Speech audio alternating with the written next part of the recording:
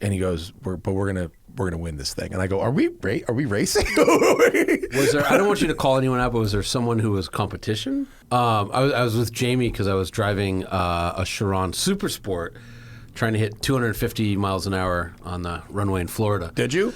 What's up, everybody? Welcome to the Smoking Tire Podcast. Today's episode is brought to you by Dylan Optics Sunglasses. You know those awesome sunglasses I'm wearing in every single episode of the show? Those are Dylan Optics, and they don't just look different. They are different. The double polarized NIR lens technology with that matte finish lens, it keeps your eyes working well in really bright sunlight. So your eyes get less fatigued and that you get less tired at the end of the day. I work out in the desert. I work up on the mountain. I'm driving, riding motorcycles all the time. I don't know what I would do without my Dylan Optics sunglasses. They have been such a good sponsor to us. We've been with them the longest of any sponsor out there.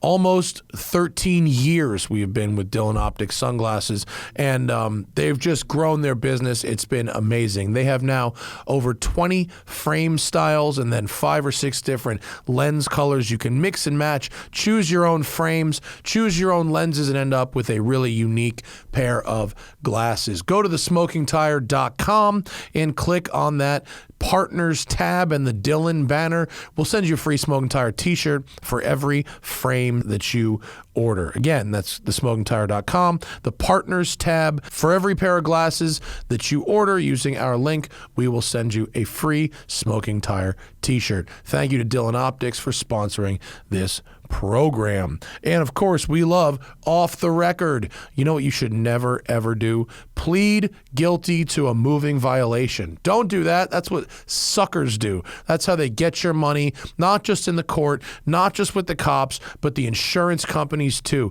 Do not do that. Instead, call Off the Record. Well, don't literally call. Go to offtherecord.com/TST or download the Off the Record app and use code TST10. Off the Record will then set you up with a qualified attorney in the jurisdiction where you got that ticket. They'll fight that ticket on your behalf, get those points off your record. They have a 97% success rate, and if they don't get the points off your record, you get your money back. You don't pay for what you don't get, folks. I get emails every single week from people that have used Off the Record to successfully fight tickets, get those points off their record, and get back to their lives. You know what I'm saying? So, offtherecord.com/TST or download the Off the Record app and use code TST10. It's super easy. You just send a ticket, a scan or a photo of the ticket to Off the Record, and they will handle the rest. And a couple times when I've used Off the Record, I hear so little about it later that I forgot I got the ticket entirely. And then I'll get an email that's like, hey, it's been dismissed. And you're like, oh, cool. One less thing to think about, right? Offtherecord.com/TST or code TST10 on the Off the Record app. Either one will get you 10% off all legal services from Off the Record. All right, on this episode, Jonny Lieberman of MotorTrend is here. We talk about the Lamborghini Sterrato. We talk about how the Sterrato compares to the 911 Dakar. We talk about Johnny's trip going 250 miles an hour in a Bugatti Chiron, the experience of driving a Countach versus a Diablo SV, why we're not surprised about the existence or specs of the Porsche Spyder RS, the prices of 986 Boxsters, some Seiko stuffs, and which EVs shouldn't exist. It's Jonny Lieberman on the Smoking Tire Podcast. Then, to be had. So now the new one has a 10 speed. You could drop a Honda Pilot bombshell right now and nobody would retweet. 0 retweets. But, well, okay, here's the bombshell. They put a 10-speed in it, and it's like maybe worse than the 9-speed. This will solve it. Yeah. I know, guys. I know what we need here. But like more gears. When's the last time you drove a car where you put it in park and then it rolls like a foot? Oh, MQB. The Volkswagen DSG. Oh, does it do that? Yeah, the early. I think they probably fixed this. Oh, so early is like 2007. Right. I think they probably fixed it with the electronic parking brake that happens. But remember the early DSG where if you didn't also set the handbrake, that bitch would roll like half a foot. Okay, I don't remember that, but the Pilot does it now, and it has an electric handbrake, so it doesn't need to do it. Yeah, that's not great. Yeah. Anyways, I didn't come here to talk about the Honda Pilot, Matt. Are you really? Big numbers. Big numbers to be had. They do sell a lot. They do sell. Can we... I could not confirm if the Lamborghini Sterrato has an embargo date. All the reviews are live. They are? Yeah. Oh, then it doesn't. Okay, cool. I don't know. Brett Burks went up. It did? Yeah. Oh, great. Then we can talk about that. Christian okay, cool. Seaboss went up. Oh, all right, great. Yeah. All right, so cool. Good Yeah, news. how was it? But you drove it a long time ago, and it was like a development mule, right? Well, yes and no. Like it was, it was the 602 horsepower version of the Huracan.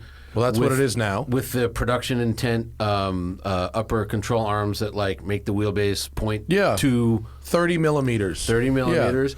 And the fenders were 3D printed. And okay. Well, now they're stamped or whatever the fuck. But fundamentally, you drove the car. I believe I did. It looks the same. And I loved it.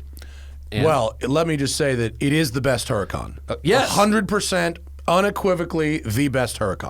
I think when I wrote my story back in 2018, yeah, or 17, a long time ago. I think I said that. I think now I'd say the STO, but I haven't driven it in a while, and it makes all the sense in the world. I mean, it is one of those things where because it's worse, it's better.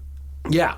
Because it has less grip. Yeah. And it moves more predictably. Because it has less grip, you can drift it without that knife edge where you might get a snapback or whatever. Because it has softer suspension, it has more body roll, which is actually quite nice. The body roll, the one I drove, the body roll was epically wonderful. That's what made the great. car. It was great in this one. And the weight transfer, it has weight transfer that you can actually feel. Now, it's not as pronounced as Dakar. Okay. In any of the things. Which actually, I think if you were on a bumpy, a really rough off-road section, the Dakar is better. It has more clearance at the high level. It has more travel for whoops. But on a gravel so for stage, the three people, right?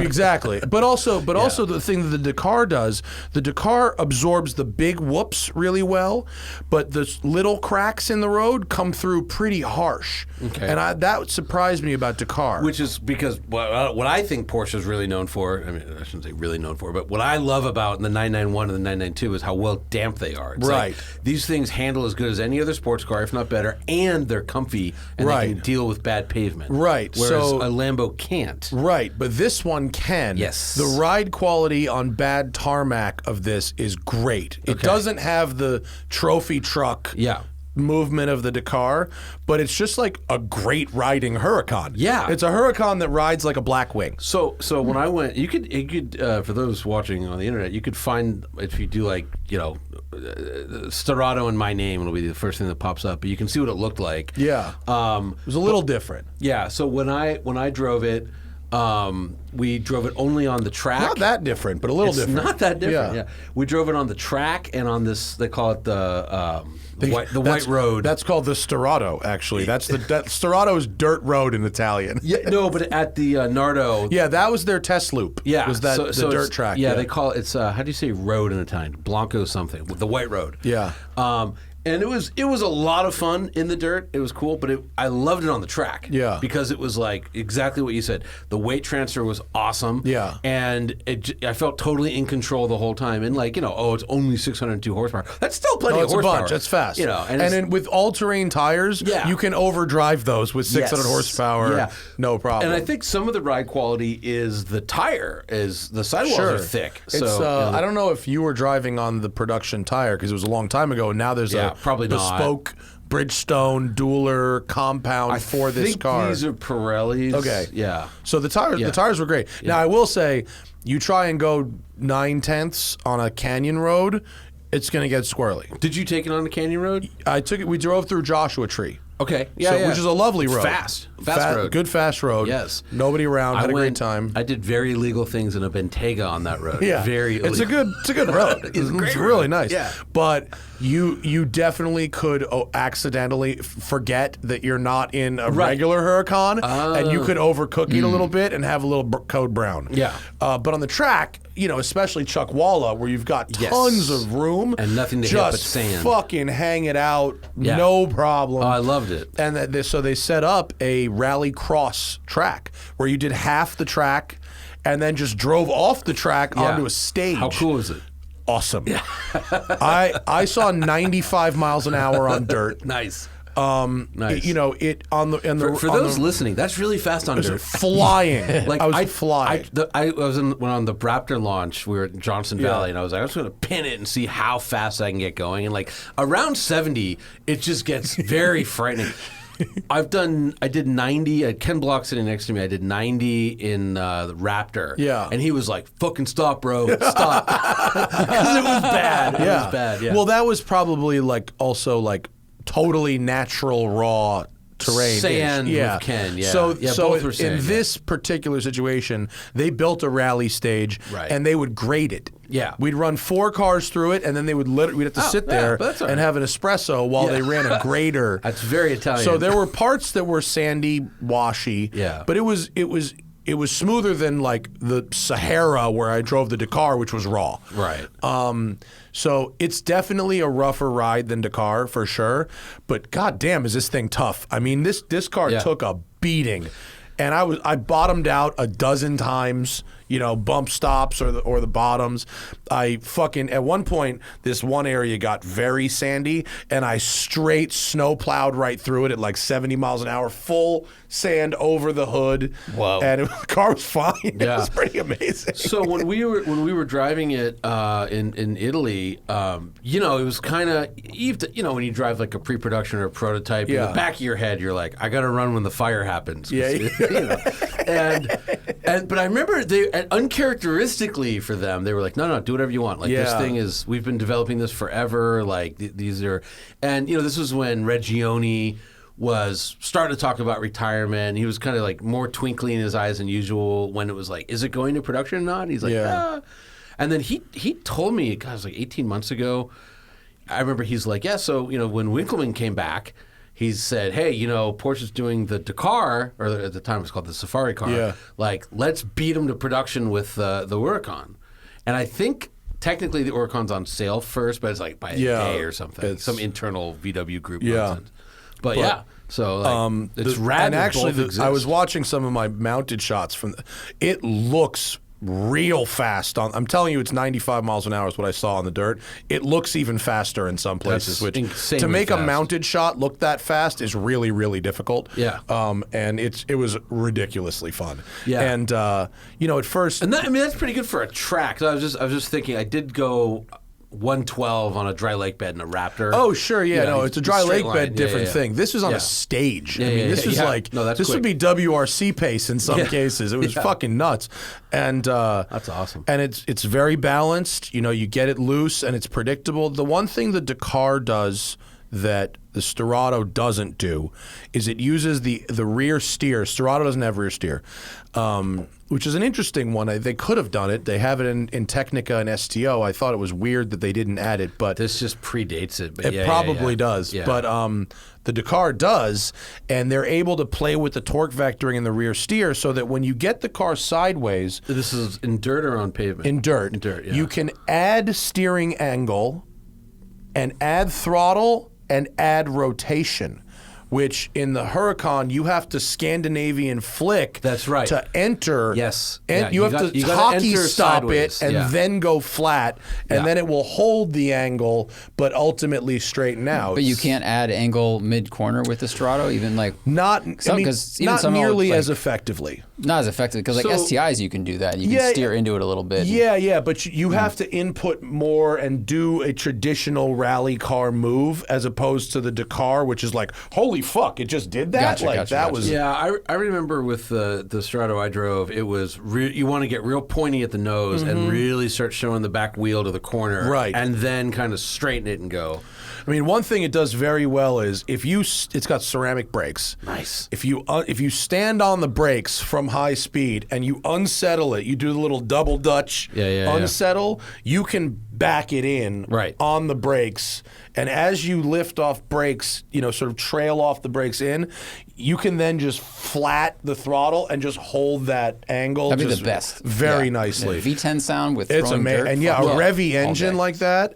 I was going to say the Hummer EV proved to me that four-wheel steering is the solution for off-roading. Turns out I thought it was four motors, like the Rivian does. Turns out it's four-wheel steering probably and four motors.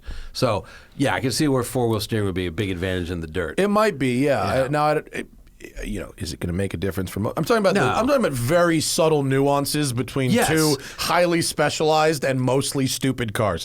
Because they're kind of the same price, right? I mean, the Huracan's like $278. Yeah, the Porsche's the same $250, customer. Let's just say, yeah. But two things. One, V10. Like, yes, nothing wrong with that. The Porsche's GTS motor is a very nice motor, but V10. Yeah, V10. Yeah. It sounds like V10. And I heard 992.2. And I don't know exactly how much to believe of this, but that not Dakar, but if you want a safari style anything, they'll just make it an option.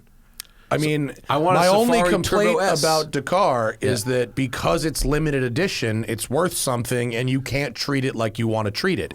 If it was a regular production model, fuck it, send it, So I heard that, that would be interesting. Yeah, the Safari option for all variants. Jeez. For not for GT GTs. Safari. You can't get a GT3. GT3 Safari, yes. Fuck it, GT4 RS Safari. Yeah. But like a base one where it's like sort of affordable. That would actually be pretty cool. Yeah, or like... And Porsche does shoot their own collectors in the foot. They have a history of this. Spyder RS? 911R, invest in the 911R. Right. Oops, did we make the regular GT3 a stick? Yeah, and slightly better, by the way. Yeah. But... But it doesn't matter. It's a collector. Dude, the fucking Sterrato is so great. I'm so all the glad to hear things that. that you want it to be. They didn't fuck it up. It's the right product. The only thing is, the only holdback where I think it's not optimal, and I had this problem in Technica on track. If you hit the rev limiter a bunch in any Huracan within a period of time, it puts it into limp mode. And you have to stop and turn the car off and turn it back on. So it's just a programmatic thing. It's a programmatic thing. Yeah. And I don't know what part of the car it's designed to save. But the engine? Probably something. Right, but whereas, so when you're driving this car on dirt, you're going to be revving you're revving it, yeah. you're crossed up, you're more likely to hit the rev limiter. You get wheel spin all over the place. Right. So you're going to hit the rev limiter. And so I did in They made us go with co-pilots. With Jamie? They would not. No, he was there though. Okay, he ran the program. He made the track. He was telling me all about it. We had a great chat. He's the he was great. But and I did choose my own co-piloton, and it was Richard Antonucci, who's awesome. Yeah. If you've ever that's fucked. good. Yeah. Richard is great. Yeah, he's good. fucking fast. He's a what do you call it? Super Trofeo, a champion. I've seen him at all the events. He's awesome. Yeah. And so I was like, look, Richard, I wasn't a dick about it, but I was like, look, Richard, can you please tell them that I know what I'm doing enough that I don't need a chaperone because I'm trying to make a video and it looks shitty when there's someone in the seat. And what'd they say? He asked and they were immediate denial. Yeah. And I go, okay, well, guess what, Richard? If someone's got to be in the seat, you get to wear a fucking microphone. You're now in the video. You can't, having someone that's just like there silently is like, what, he needs a fucking chaperone? Yeah. Right. And because it was a rally stage, he was actually giving me like pace notes. So real quick, so I just I'll get to it. But I just did something with Jamie in Florida, and I decided I wrote a story called "The Man in the Right Seat." And it's just like an interview with him, like, man, what a weird job. Yeah, like, go 250 with a bunch of people. Here's a 1,500 horsepower car. Here's a guy you've never met. Yeah, it's a good title too. Yeah, thank you. When I drove the Sterrato, we were on a tight course, meaning there was bushes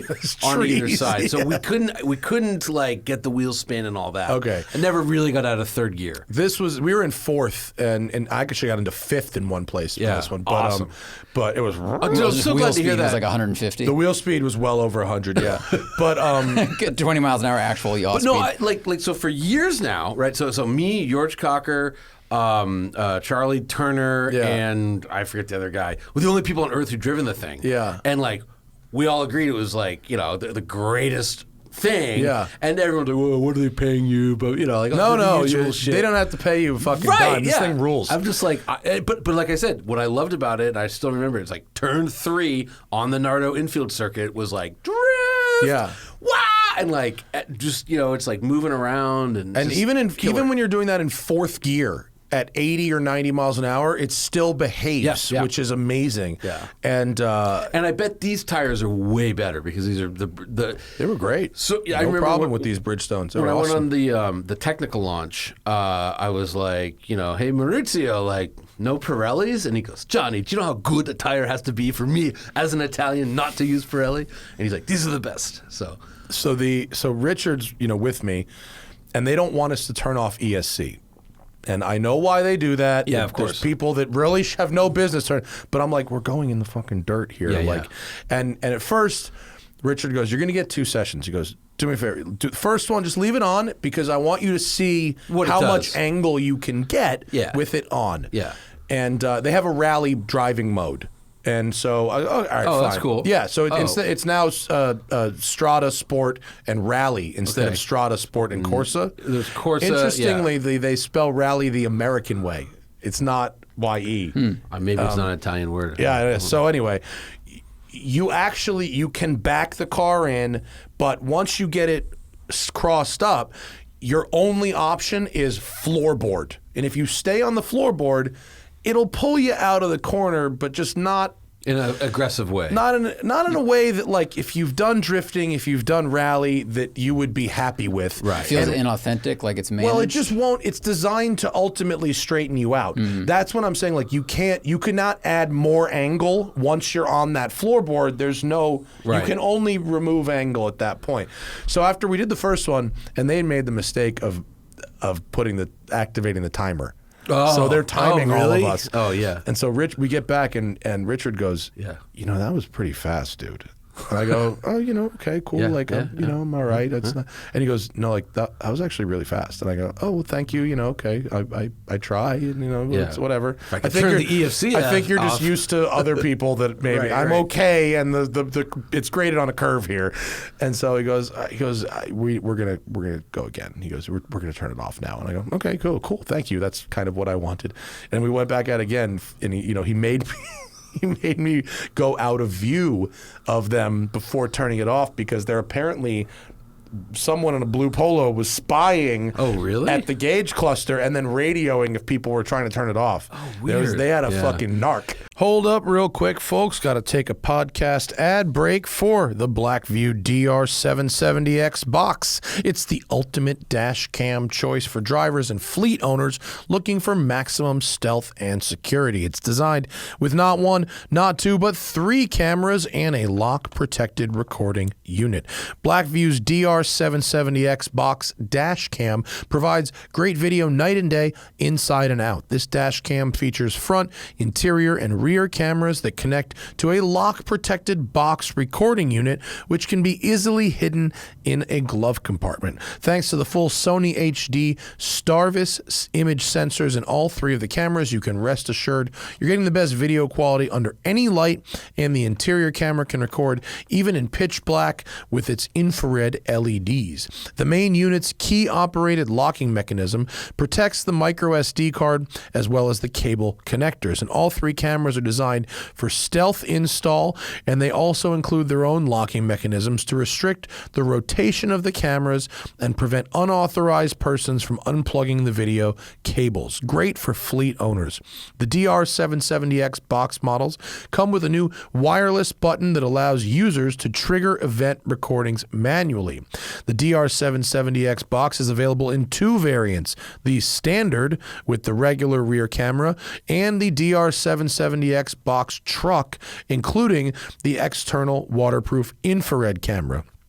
Blackview DR770X box series dash cams are a perfect solution for individual drivers such as taxi or rideshare and fleet owners. Check one out for yourself. Go to blackview.com/TST. That's BLACKVUE.com/TST to learn more about the Blackview DR770X box dash cams. Use promo code TIRE to get 10% off any Blackview dash cam or parking mode accessory with free shipping for orders over $200. That's Blackview, BLACKVUE.com/TST and code TIRE for 10% off any Blackview dash cam or parking mode accessory. And thanks to Blackview for sponsoring today's podcast. Well, it was, in the thing I wrote about Jamie, I was asking him, like, why are you there? Because Bugatti always says it's for insurance purposes, which I'll tell you now, it's probably not the real reason. But he was just like, to protect the brand. Sure. He's like, we don't want crashed, he was talking about Bugatti specifically, but we don't want like a journalist to crash a Chiron. That's a bad look for everybody, especially Bugatti. Yeah. That's really my job. Is to protect the brand. And I understand why Lamborghini had these rules. And if you're not making a video, who gives a shit? It's literally just about the content I need to capture right now, and the audience won't like it if there's a they just don't. It's just how the audience acts. I don't give a fuck. I did a thing with Jamie in you remember that with the Chiron Pure Sport. Yeah. And so we had photos, and I'm like, he can't get out of the car for the photos. Nope. Yeah. And it was like peak COVID, so we're both wearing masks. Yeah. I did the same thing. And it looks so dumb. It was dumb. And the commenters talk shit, but it is what it is. And for the experience, okay, fine. I'll jump through the hoop. Whatever. But anyway, we go back out, and he goes, all right, you have approval. You fucking send it. And he goes, we're gonna win this thing. And I go, are we racing? Was there? I don't want you to call anyone out, but was there someone who was competition? Not that I knew of. Okay.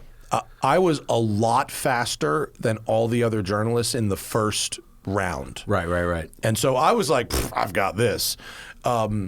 Ultimately, one other journalist, Micah. Oh yeah. And I did run the same time. Okay. Which is good. Which was 5 seconds quicker than the Lambo development driver. Oh, that's good. Yeah. We were and the run that you see in that you'll see in the video, people, is that run, and you'll see Richard go, well, that's fucking very quick, actually. Nice. And we have the telemetry and everything. Oh, cool. Good. And it was, dude. But like once you turn off ESC, if you know what you're doing, this car is the greatest, greatest car in the fucking world. And it becomes very easy to modulate, to add angle, to precisely control your throttle inputs, and it doesn't get bad. It gets much better. Yeah. I was just going to say, I remember when we did it, we had everything off the whole time. Of course. If you weren't in a big group event, I'm sure it was. And it was, we were there, that was that weird group thing I used to do where Maurizio, they get the car to like 95%. Yeah. You'd be like, are there any software things you would change? It's sure. Like, it could do this a little different or whatever. I just wish you could bang the rev limiter the way you can in a PDK car. Right. This is only a problem when comparing it to a PDK. Yeah, I've never experienced that. So it happened to me at Urus, it happened to me at Technica, and it happened to me in STO, and now it happened to me in all. It was weird that it happened in Urus, but it did. Okay, because it's an automatic. So it must. Well, yeah, but it must then just be transmission software. It's just a choice that Lamborghini makes. Right. Yeah. I guess I shift early. It only has ever happened to me on racetracks. It's never happened on the street. Okay. Fair enough. Yeah, and after and I'm talking banging the rev limiter like 10 times in 10 minutes, like a lot. Yeah. Right. And it only really happens to me because, especially in Huracans, when I'm wearing helmet, I have trouble seeing where the red line is on the gauge cluster. I was going to say, it's the whole gauge cluster turns into I can't see the top of it. Oh, that's funny. Yeah. Okay. So I can see 0, 1, 2, 8, 9, 10. This might be a Matt issue.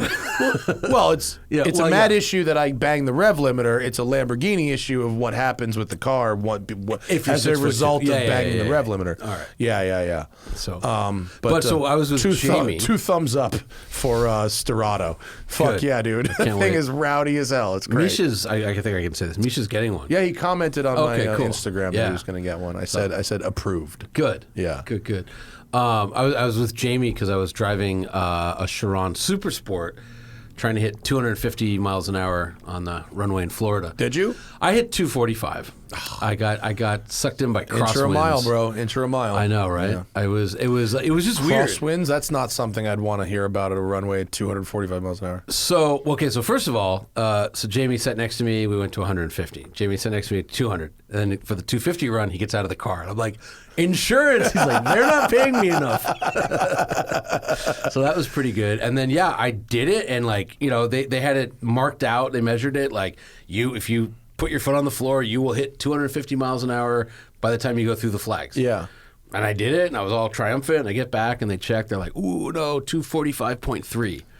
And I'm like, let me go again. Move the fucking flags, bro. Well, and then the other guy, Pierre Rene, the French guy who's been at Bugatti for 100 years, he grabs me. He's like, how was the braking? I go, it was fine. Like, not a problem at all braking from 245. Were you near the end of the track? No, I was probably 3,000 feet. And he's like, okay, go past the flags. It's okay. Push, Yeah. We have made this very conservative. You can go. And I was like, all right. And then this time, though, this was the dumbest thing I've ever done in my life because the tires are done after one way up run. Really? Yeah. Well, first of all, no one ever does it unless you're in an environment like this. Yeah.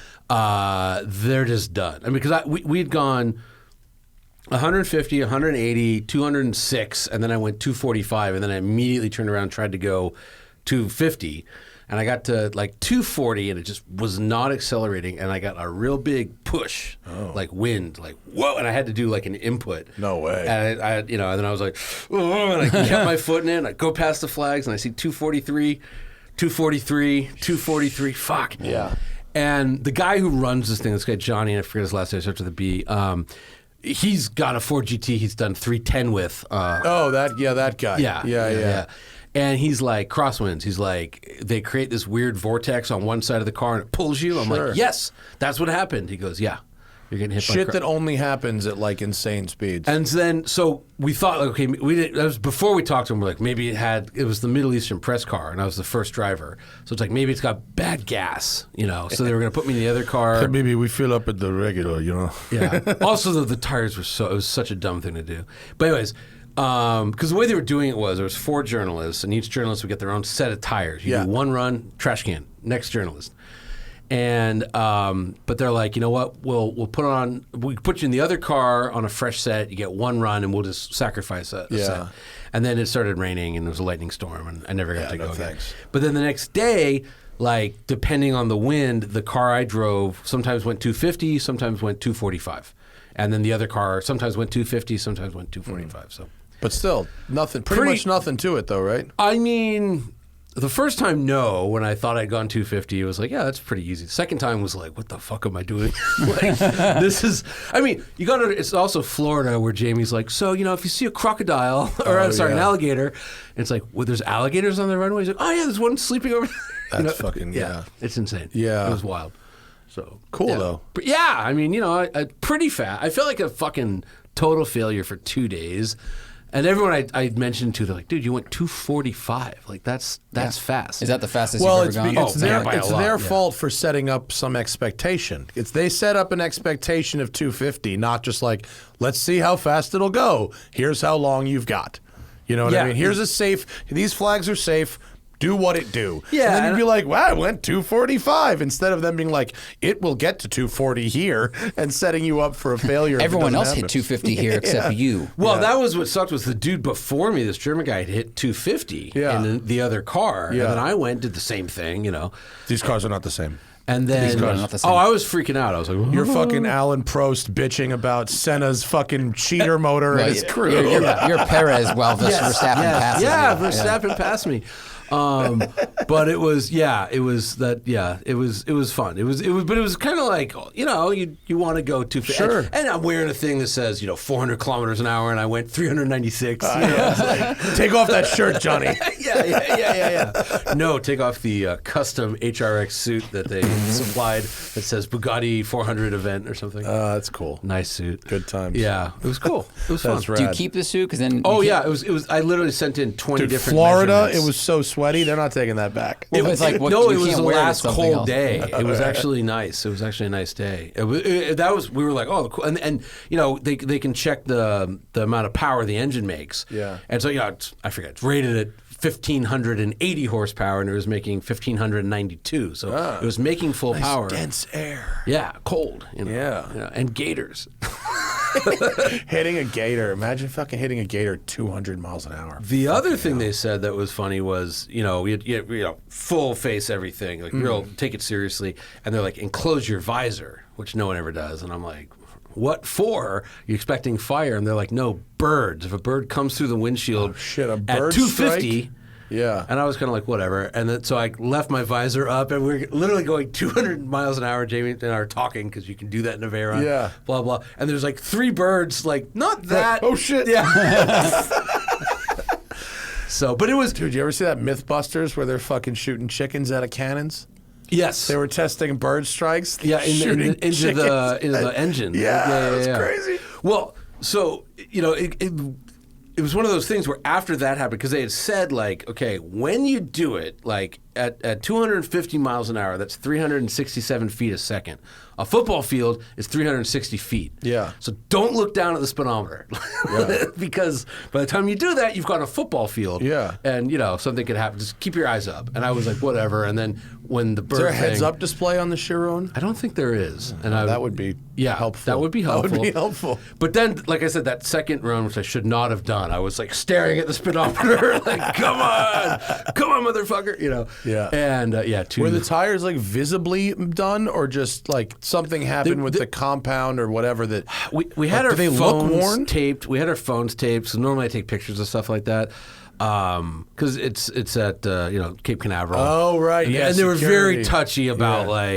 like just don't fuck around. You know, Yeah. they were just very. They looked hosed after the second round. I didn't think to look at them after the. You know, That's so interesting. You don't. Yeah. I remember the story of it. The Veyron, you go through the tires in in 12 minutes, yeah, but whatever. the gas is last 10.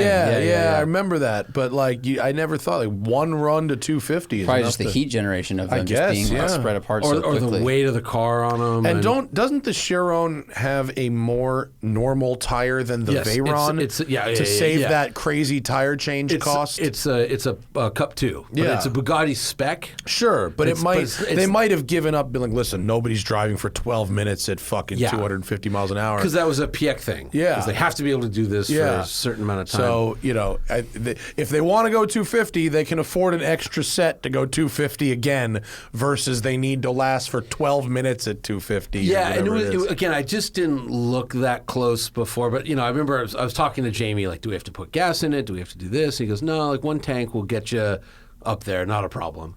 And we just for safety's sake, we're changing the tires because they are pretty worn down after going 250. It's just, it's a pretty extreme thing to do. Yeah. You know? And like I've gone over 200 a handful of times in other cars, but there is a difference. Sure. I mean, there is. It is. Yeah, And even I've been like, in the 210s a few times, and above like 190, shit starts to get real. Yeah. Yeah, it's pretty just- fucking fast. Yeah, and even on that first run where everything seemed to go great, and I thought I had gone 250, I felt the car.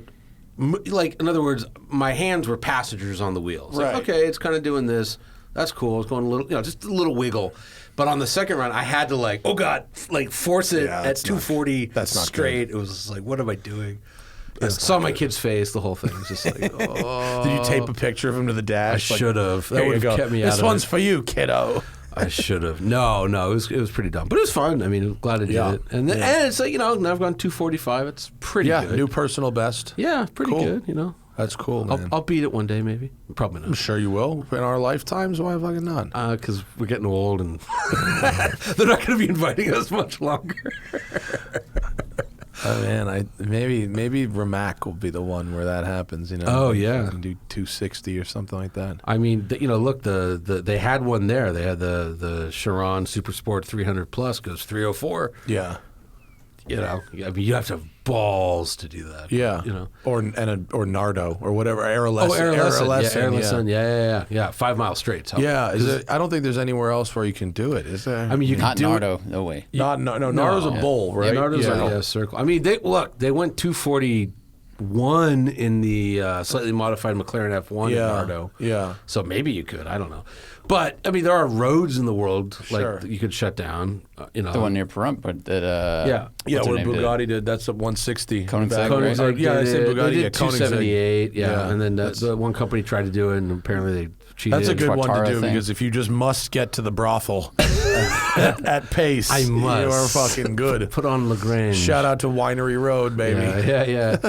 And I think there's a couple. I know a stretch of Autobahn between Wolfsburg and Berlin that's like bone ass straight for 30 What's the one where miles. like Rossmeyer fucking bit it? Is that where that is? No, that was Berlin. Well, it's probably the same road, but that had they used to race there, and they removed that section. It was like the Autobahn literally went through like downtown Berlin and was banked. Do you remember that? Fuck, no, but that's sick. Oh yeah, Zach, pull that up for the You people hate to watching. give the credit to the Nazis for anything, but Well, banked Autobahn, I'll give you that one. You know, yeah. Two Jews can go, you know what? Hey. Not a bad idea. Hey, the Weimar Republic, the slightly communist left of center government started the Nürburgring as a work project. Shout out to 'em. In 27 to give people jobs at the height of the Depression. Yeah, we should build this crazy road. Shout out to him. Let's do that in America. Jobs program. Let's Yeah. just build our own Nürburgring in the middle of Nevada or something. Yeah, but I did this crazy thing once. I can't remember what it was. But we were somewhere, and I was like, we had time, and I'm like, what's the history of the Nürburgring? And met some old geezer and was telling me, he's like, yeah, it was the height of the Depression. No one had jobs. So they're like, it's I know. Just go pave a road for no reason forever. Stupid racetrack. Yeah. Let's do it. Yeah, which makes no sense Yeah. that it exists, but it does. So, What else is happening? boy, what else has happened? I went to the F1 race. Oh yeah, Miami. Yeah. Yeah. That How pretty was fun. it? this I had year? a great time. You had last time you had a good time too until you got COVID. No, I didn't get COVID. Oh, you didn't? That was somebody else. I thought everybody, including you, got COVID. I did down not get COVID at Miami. I've only had COVID once, and I got it in Kentucky. I got the Kentucky variant. Oh, yes. the drunken variant of COVID. No, it was cool. I met some Dallas Cowboys. there. Oh yeah. Yeah, so that's Dak on the right and CeeDee Lamb on the left with the hair. And I'm not a big Cowboys fan, but one of my best friends is like, I sent him these pictures, and he was like, I'm having so many mixed feelings right now. Like, you're a fucking asshole, but I'm so happy.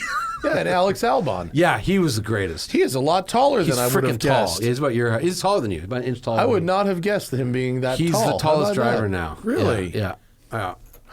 He was really friendly.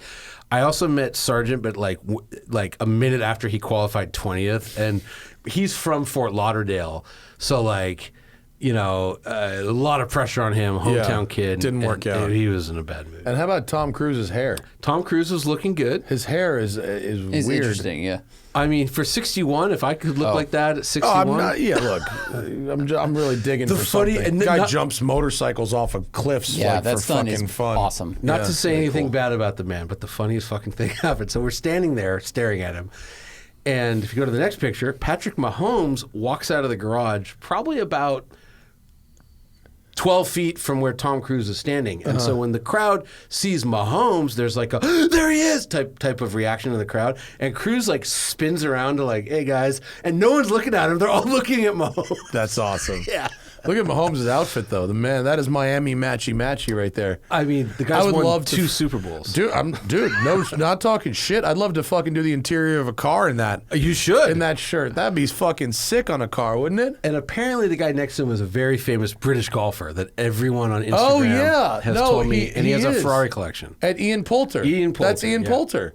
Oh, yeah, I didn't even. Next to Patrick Mahomes, Ian Poulter is invisible. Yes. Yeah. Well, not to people on my Instagram account. Well, he's so white, he's clear. And they're like, you didn't even. They don't refer to me as like a person. He didn't even tag Ian Poulter. What a dick. You know. That's very funny. I love the internet. That And, is Oh, very Corey funny. said that.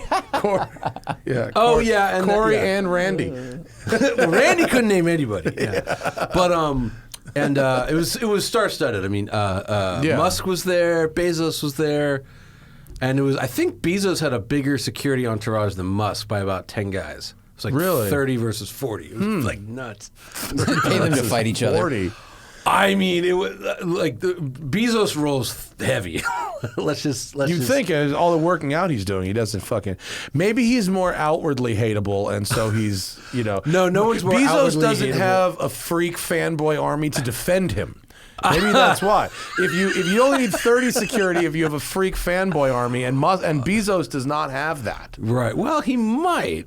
I don't know. Are there any? Please, there's no Amazon stands. Amazon economics. Yeah, there should be. I mean, shit. But anyways, it was super. Was the race? Did you care about the race? Was the race good? Look, Verstappen is a generational talent. Yeah. Mixed with an impossibly good car that seems to be faster than his teammate's car. He qualified 9th. He was in first place within, 10, 12 laps. Yeah. There was actually a lot of passing. Oh, I met David Crofty. Cool. He's awesome. Yeah. Like way cooler than you would. You meet people like, I hope they're cool. He's like, we're buddies. We're hanging. And he was just like, yeah, the track, there's no rubber on it. And I was like, what about the 40? Because it's like a parking lot? It's not a parking lot. They actually just build the track. It's like asphalt they can put down and pick up. It's really weird. But I'm like, what about the 40 Porsche Cup cars that are driving on it? And he was, I don't know if this is true. I'm going to trust him. It might be true. It just sounds too weird. He's like, the oil in the Michelin tires is different than the oil in the Pirelli tires, and they don't mix, and the cars slide more. Weird. So there won't be. That's what he said. I've never heard anything like that. I've never heard anything like that. But he said there won't be any passing, but then there was a ton of passing. Huh. So. Different brands of tires. Oils don't mix. So you can't lay down rubber in Michelin's and then use it to stick a Pirelli? I can't. Yeah, that's what. Weird. There's the voice of F1 telling you that. You're like, okay, I'm not going to argue. In theory, that he should know, but all right, okay. But it was cool. I was with Bremont, who was a guest of Williams. Were Nick and Giles there? No, they couldn't make it. Those guys rule. They're the best. Yeah. But there was some really cool guys there. Chris and Neil. Shout out too. They were great. But we had a strange pass we discovered, much to our surprise. It said VIP, Miami, and we were stuck in like the driver's village. We couldn't get to anywhere else. Really? So I'm sitting on the field at Dolphin Stadium or Hard Rock Stadium, where Zach is the logo, the Dolphins logo. We're in a cabana. We have waitresses bringing us all the gin and tonics we can drink, but we couldn't see the cars. That's hilarious. But they have 4 Jumbotrons that are subtitled, so it's good enough. This is like I watched Sebring from the Patron tent the entire. I'm there for 12 hours. I never left the Patron tent. Well, why would you? That. Yeah. This was sort of like the Hendrix gin tent, if you will. Yeah, that would have been good for you. Oh, it was awesome. It was awesome. Yeah, gin and tonics in Miami would be nice. Dude, it was perfect. And miss alcohol. Did you stop? I haven't had a drink since March 17th. It's May. It's May. So. You should. I don't want a trophy or anything, but it's been a while. Is this on purpose? Yeah. No, I mean, is there an end date, or are you just? Well, the court said. No, that was junior high. It's as long as I can sustain it, I guess. Oh yeah, that's good. Yeah, it's all right. Probably good. Yeah. The Saturday qualifying was like horribly Miami hot, and like they were needed just for the hydration, and then race day was actually like overcast and not bad, so they were good. All right, good times. Yeah, it was great. I recommend everyone go to a Miami race. How about the fact that the GT4 RS is not a stick? Good for me. It's great for you. Good for me. I mean, look, here's what no one gets. Spyder RS. Spyder RS. Here's what no one gets is there is no mid-engine transmission that can handle that torque. That Porsche makes. I suppose because it's the actual GT3 engine, they have to do a bunch of funky shit to get the gearbox to work, and And the GT3 transmission is a rear engine transmission, so it's a physically different part that wouldn't fit into a Boxster or a Cayman, which is and that's why. That's because the GT3 manual is an old racing box from like 997 Cup cars or something like that. Same one as a 911R, and so that's why I mean, I know a lot of people need to cry about that, and they need to cry about everything that happens that isn't, exactly what they want for $5. But like, I've driven, a regular Spyder PDK, pretty awesome. Nothing wrong with it. Yeah. And I don't think, and I'm not saying that they should have made it a manual. I'm just glad that because they didn't make it a manual, I have zero regrets about not waiting, for this car. Yeah, sure. Are you going to go drive it in July? I got an invite to go drive it in July. I doubt I'm going. Somebody will go. MotorTrend will send somebody, but so I doubt I'm excited to go drive it. Obviously, yeah. it'll probably be fun as shit. but it's interesting because it's predictable that they would make it, right? Because all the development was already done on the Cayman. Yeah, so why wouldn't you? It's Yeah, just printing money. Right. And it will be very collectible, and it will probably be very fun to drive. But a lot of the stuff that makes the GT4 RS great is really track-focused stuff. And this car is not what you'd buy for track work, really. However, before the GT4 RS existed, when it was just GT4 and Spyder, Yeah. the same thing was true, right? Like, oh, the Spyder, the GT4 is this track car, and I always liked the Spyder better. Yeah, I always like the Spyder better as well. And I think we're going to see the same thing with this, whereas, yes, you'll put down a better lap time in the GT4 RS, and the Spyder RS will be like awesome. It's my prediction based on the two before. It's just an experience, right? It's an exciting thing to drive, and you take the parts they've already developed from the GT4 RS and you just bolt them into the Spyder body. Yeah, and if you think about it, like pulling the roof off but still having the intakes is going to be really does cool. It has the intakes there. Yeah. But does it not have the resonance box though, right? That's still under where the top would go. I do not know. Unless it's a completely different top from the regular Spyder. It is a completely different top, yeah. So you think they haven't? Do we have more pictures? Keep going. So, but it doesn't look like the actual resonance box is exposed like it is in the GT4. It's not exposed, but I think the only reason to have those intakes is because you have a resonance box, I would assume. I think it's probably still there. Yeah. But it's not just like open to your ear. But it'll just be like I'm trying to think. Like, I remember driving like the what the hell was it called? The Veyron, the Grand Sport convertible. Yeah. Vitesse. Yeah. Vitesse, which was like so much cool intake noise. Plus the roof is gone, so you get every other noise, and You know where you don't get roof intake noise is Sterrato. It has a functional roof scoop. Yeah. But it doesn't. It gets you cleaner air and yada yada yada. But it doesn't sound any different from the regular car. Yeah. Which I was a little disappointed by. You get some wind noise from the roof scoop and the roof rails, but you don't have any like.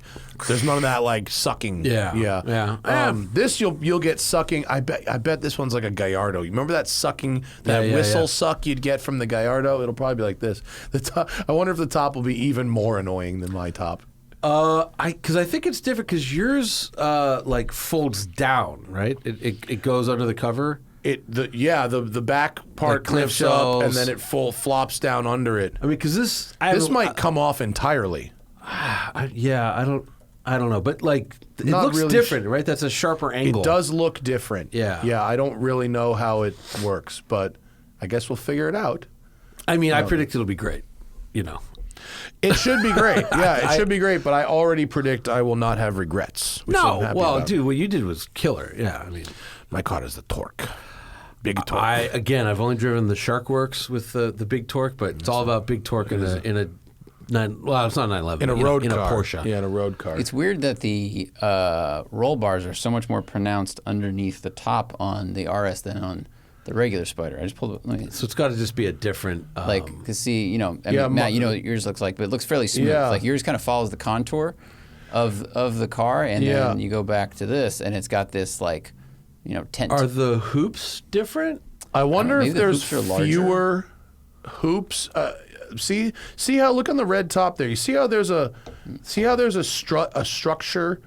Go back to the images. The other one. There we go. So you can see it above the door handle. See that? Yeah, Yep. there's a center rib there. Right. Now go back to the 718. See that extra rib is gone? True. Yeah. So So it may just stretch it. They may have removed a rib to save weight.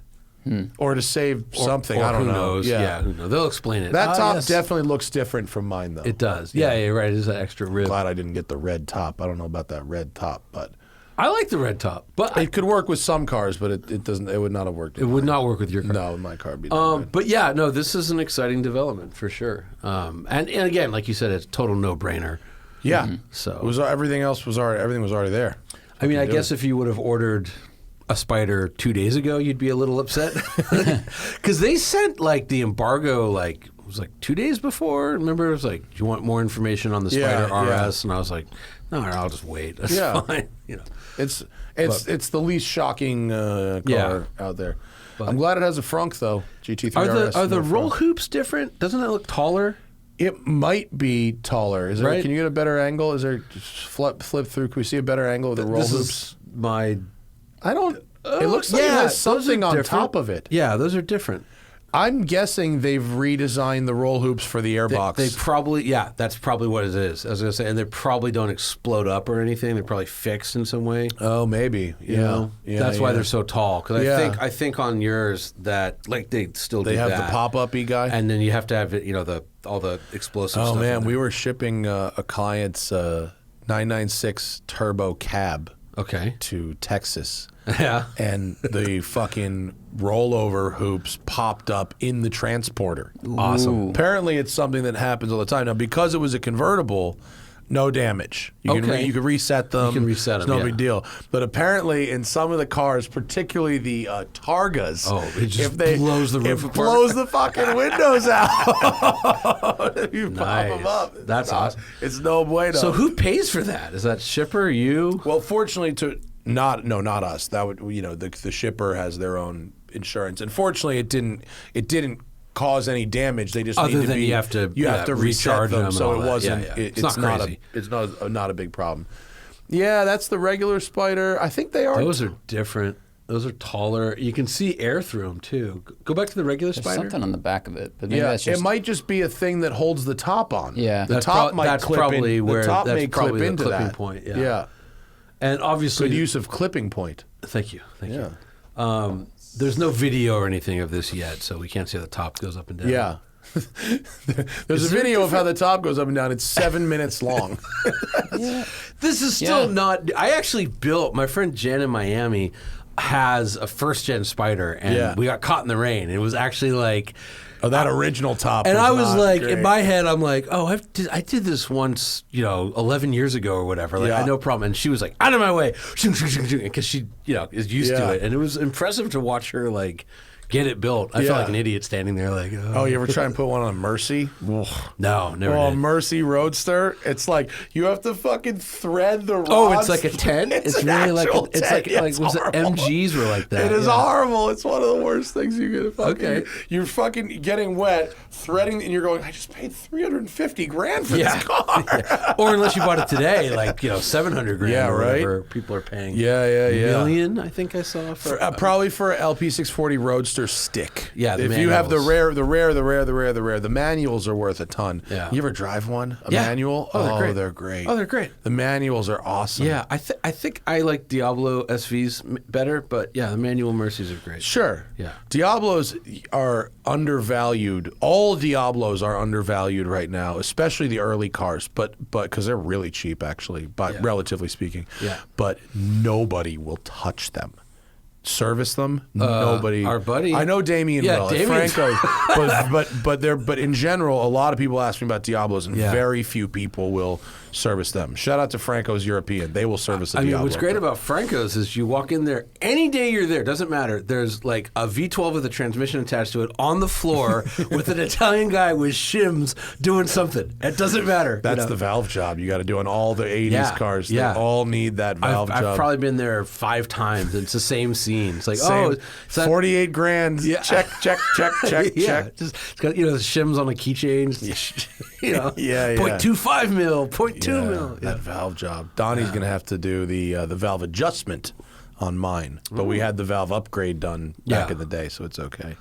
But no, I'm telling you though, Diablo SV. That's the Oh, hot. didn't you drive Paul's? Did he I have drove one? Paul's. I drove Paul's, and he sold it to Sergio. Oh, right, Yeah, Paul's was great, but I also drove James in Scottsdale, Art Vandelay, who's now Cosmo Kramer on Instagram, who's big collector. But he had a Monterey edition Diablo SV, Oh, so cool. 1 of 30, Yeah. Monterey blue, and it was. Those are neat. I like those. And I was like, this is... And at that point, I'd driven, like, modern Lamborghinis and your Countach. Back when it was not owned by you. And I was like, well, Lamborghinis are kind of junk. And I drove that. I'm like, this is the nicest car I've ever driven. Like this Diablos are good, yeah. This is perfect. A good Diablo is nice. Yeah, A good and- Countach is nice, too. I'm sure it is. I'm Yeah. sure. I drove a good Countach. I drove the You know, the factory car. factory one, the last Yeah. one I ever built. Still a Countach. I mean, Yeah, no, I mean you need historical context for a Countach. Yeah. They're I mean, not it was objectively, dynamically that good, but they're an experience worth having. yeah, and look, I mean, my experience was I was in my socks that were wet because I had to take my shoes off, and there was water on the floor of the cabin. It was the last one I ever built, so it had the electric seat. So I'm not even tall. I'm 5'11". My head was like touching the roof. Yeah, that shit takes up space. Yeah, it's not good. Yeah. But it did have a factory reverse lockout, which was cool. Mine has that too. Oh, does yours have that too? Yeah, mine has So that too. cool. Yeah, that's the greatest. Yeah, that's an. I actually Thaddeus just Thaddeus is working at Cars and Bids, and they've got a Countach that is getting listed. I don't know, whatever, tomorrow or something. Yeah, and he sent me a picture of the shifter, and he goes, "Look at this!" And I go, "Yeah, my car has that too." He's like, "Really? What the fuck?" I guess I never noticed, but I don't know if I wonder if they went in the if that was just like an American thing, if only the U.S. No, because this was a car that never left the factory. Right, but that's I true. Can almost guarantee if you look at a Periscopa, the original, it probably did not doesn't. have it. Yeah. They're like, we have weld some it. dumb people that need fucking this thing in here. Yeah. Weld it quick. Yeah, but great car. Really good. Yeah. I mean, not actually good, but. No, legendary. It's good in all the ways it needs to be good. I mean, I had Sergio had a party. Sergio's a friend of ours. You don't know him that well, but Sergio's I don't know him at all, but I'm sure he's great. He has your old. I know. Yeah. You look pained.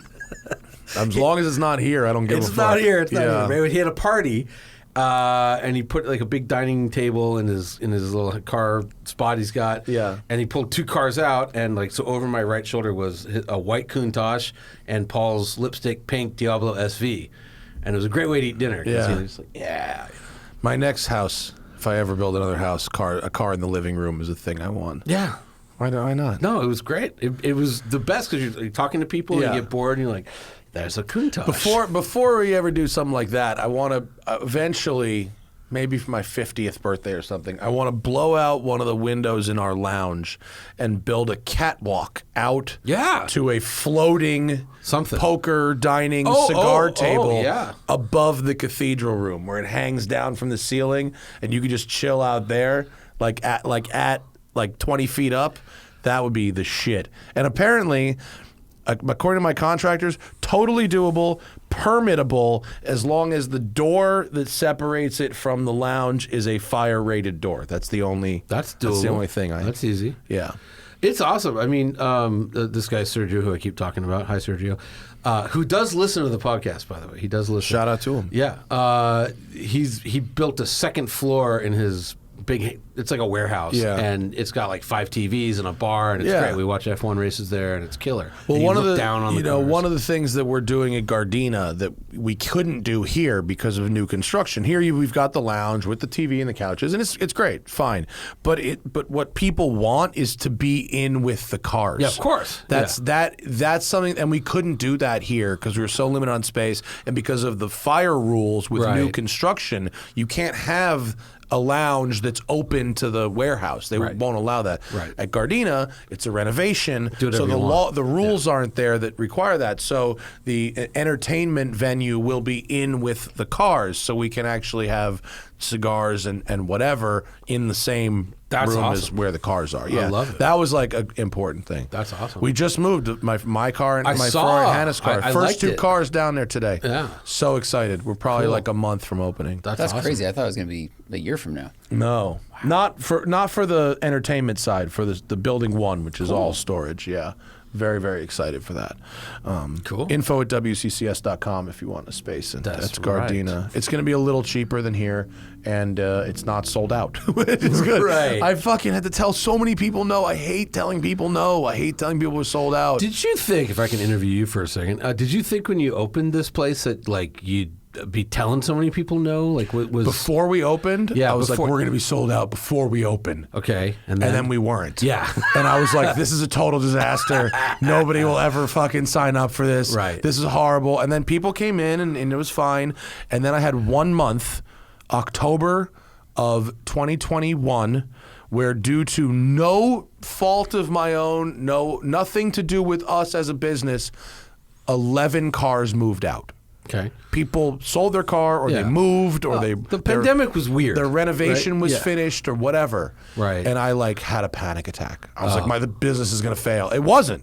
Had nothing to do with it. In fact, but I fully Sure. had a panic attack. Sure. And I like called like Sirio, and I called Pete Brotman, and I called Zuckerman, and I was like, I called my father. I'm like, what the fuck do I do? Ah!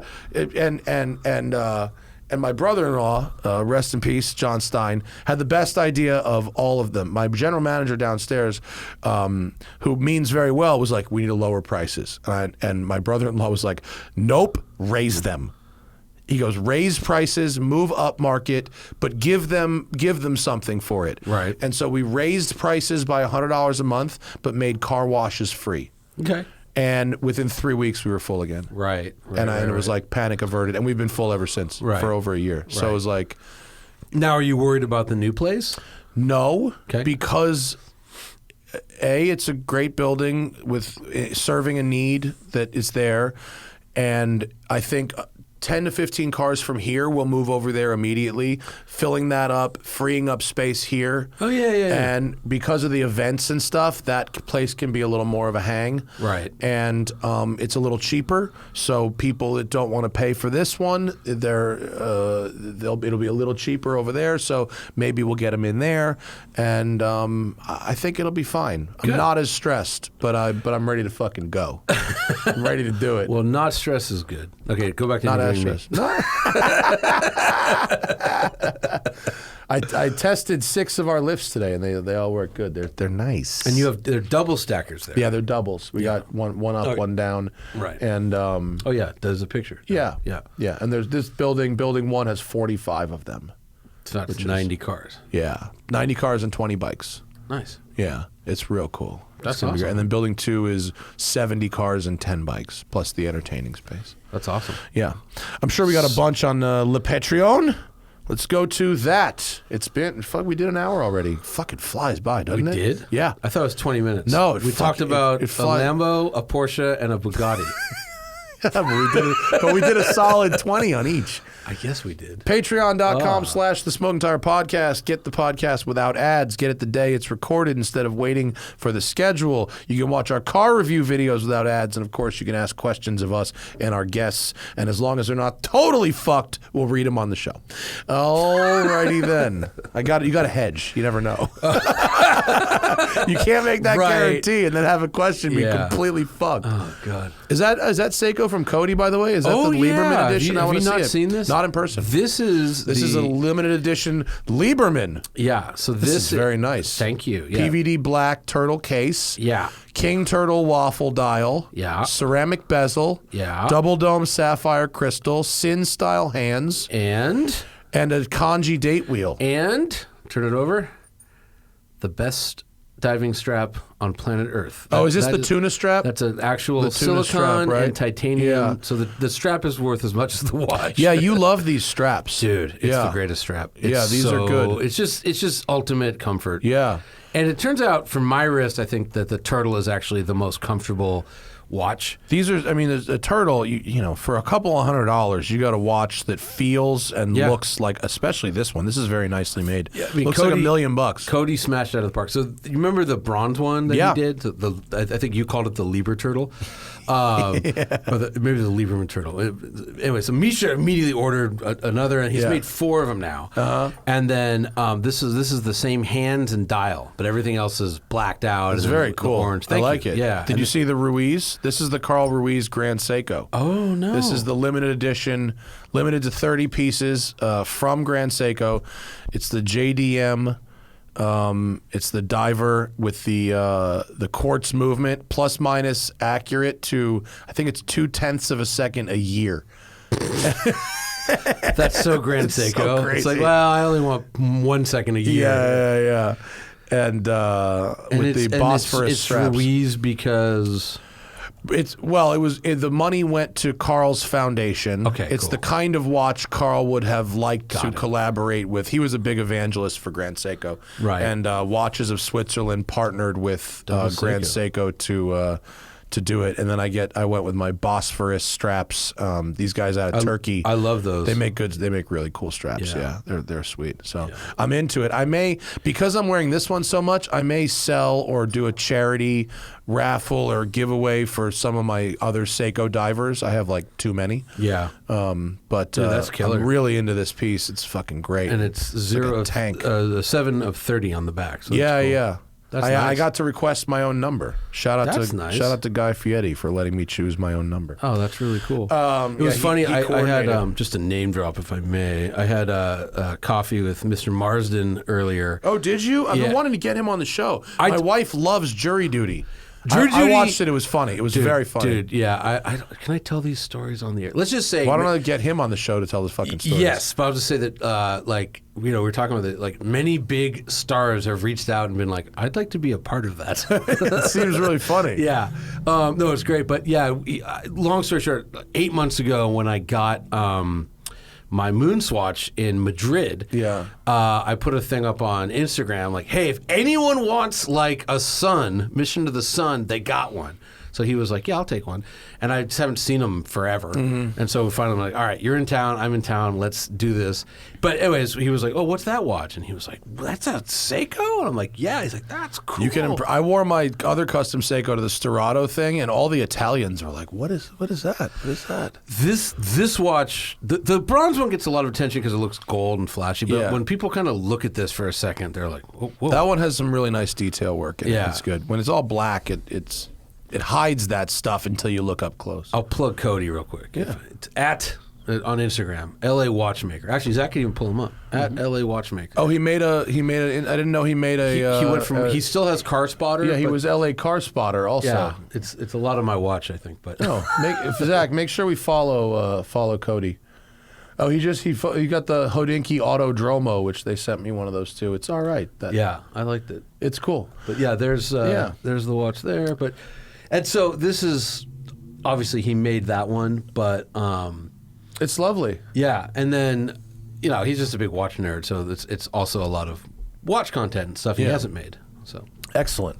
All right, where were we? The Patreon. Let's get Patreon. back to that. I need a tab switch. Okay. Corey says, my brother just bought a 991 GT3 RS and is curious about modifying it. 991.1. Point one. Yeah. Would you guys consider modifying a car of that caliber to be a mistake, or is it a blank canvas ready to be taken to the next level? Here's the mod. Just get a 991.2. There's like nothing. Trade up. Yeah.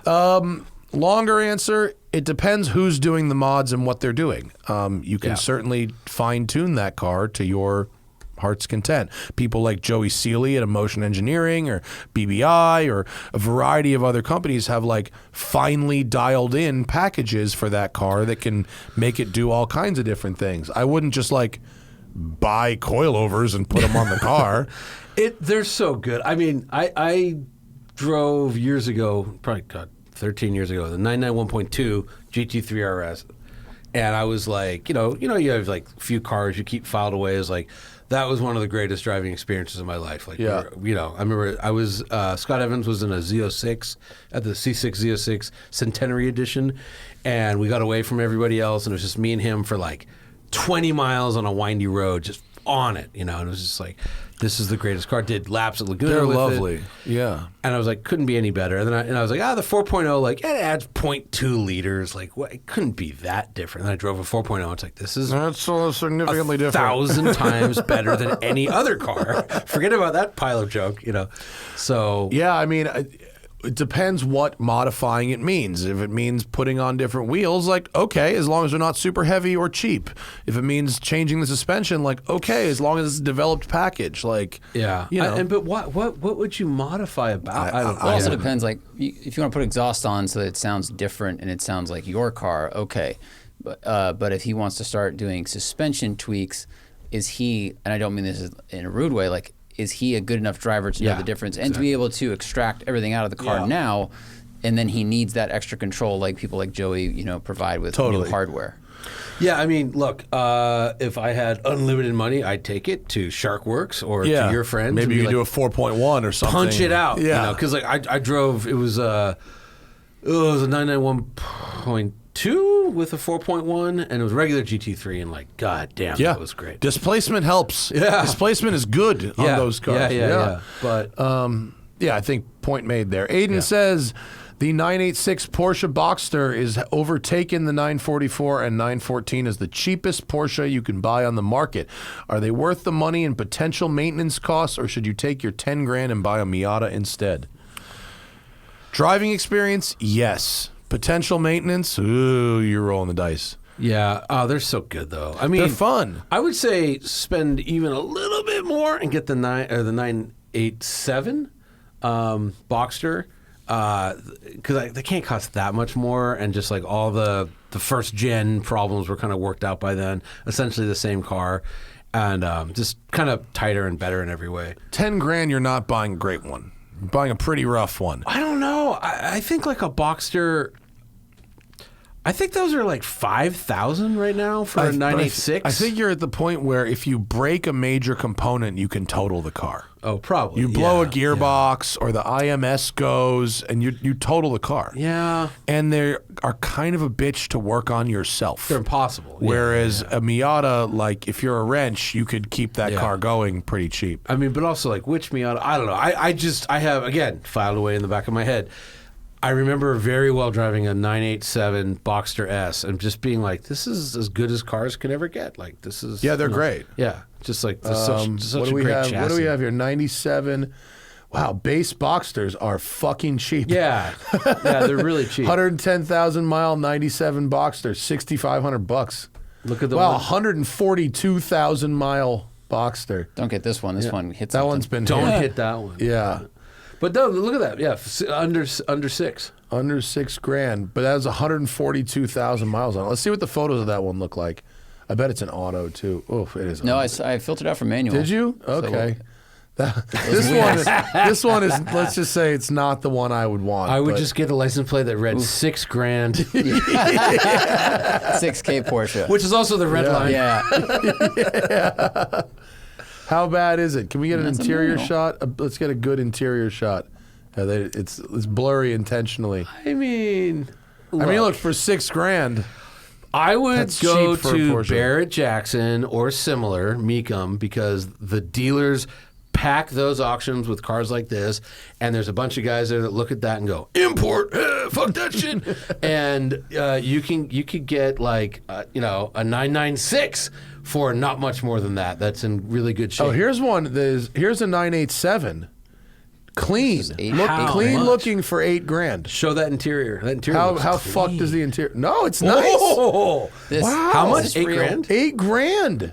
I could buy that. Dude, that is 100% worth $8,000. Zach, end this Is this podcast now and send me that link. Yo, send the wire, son. Oh, it says reserve not met. This one's on eBay, reserve not met. Oh, okay. Okay.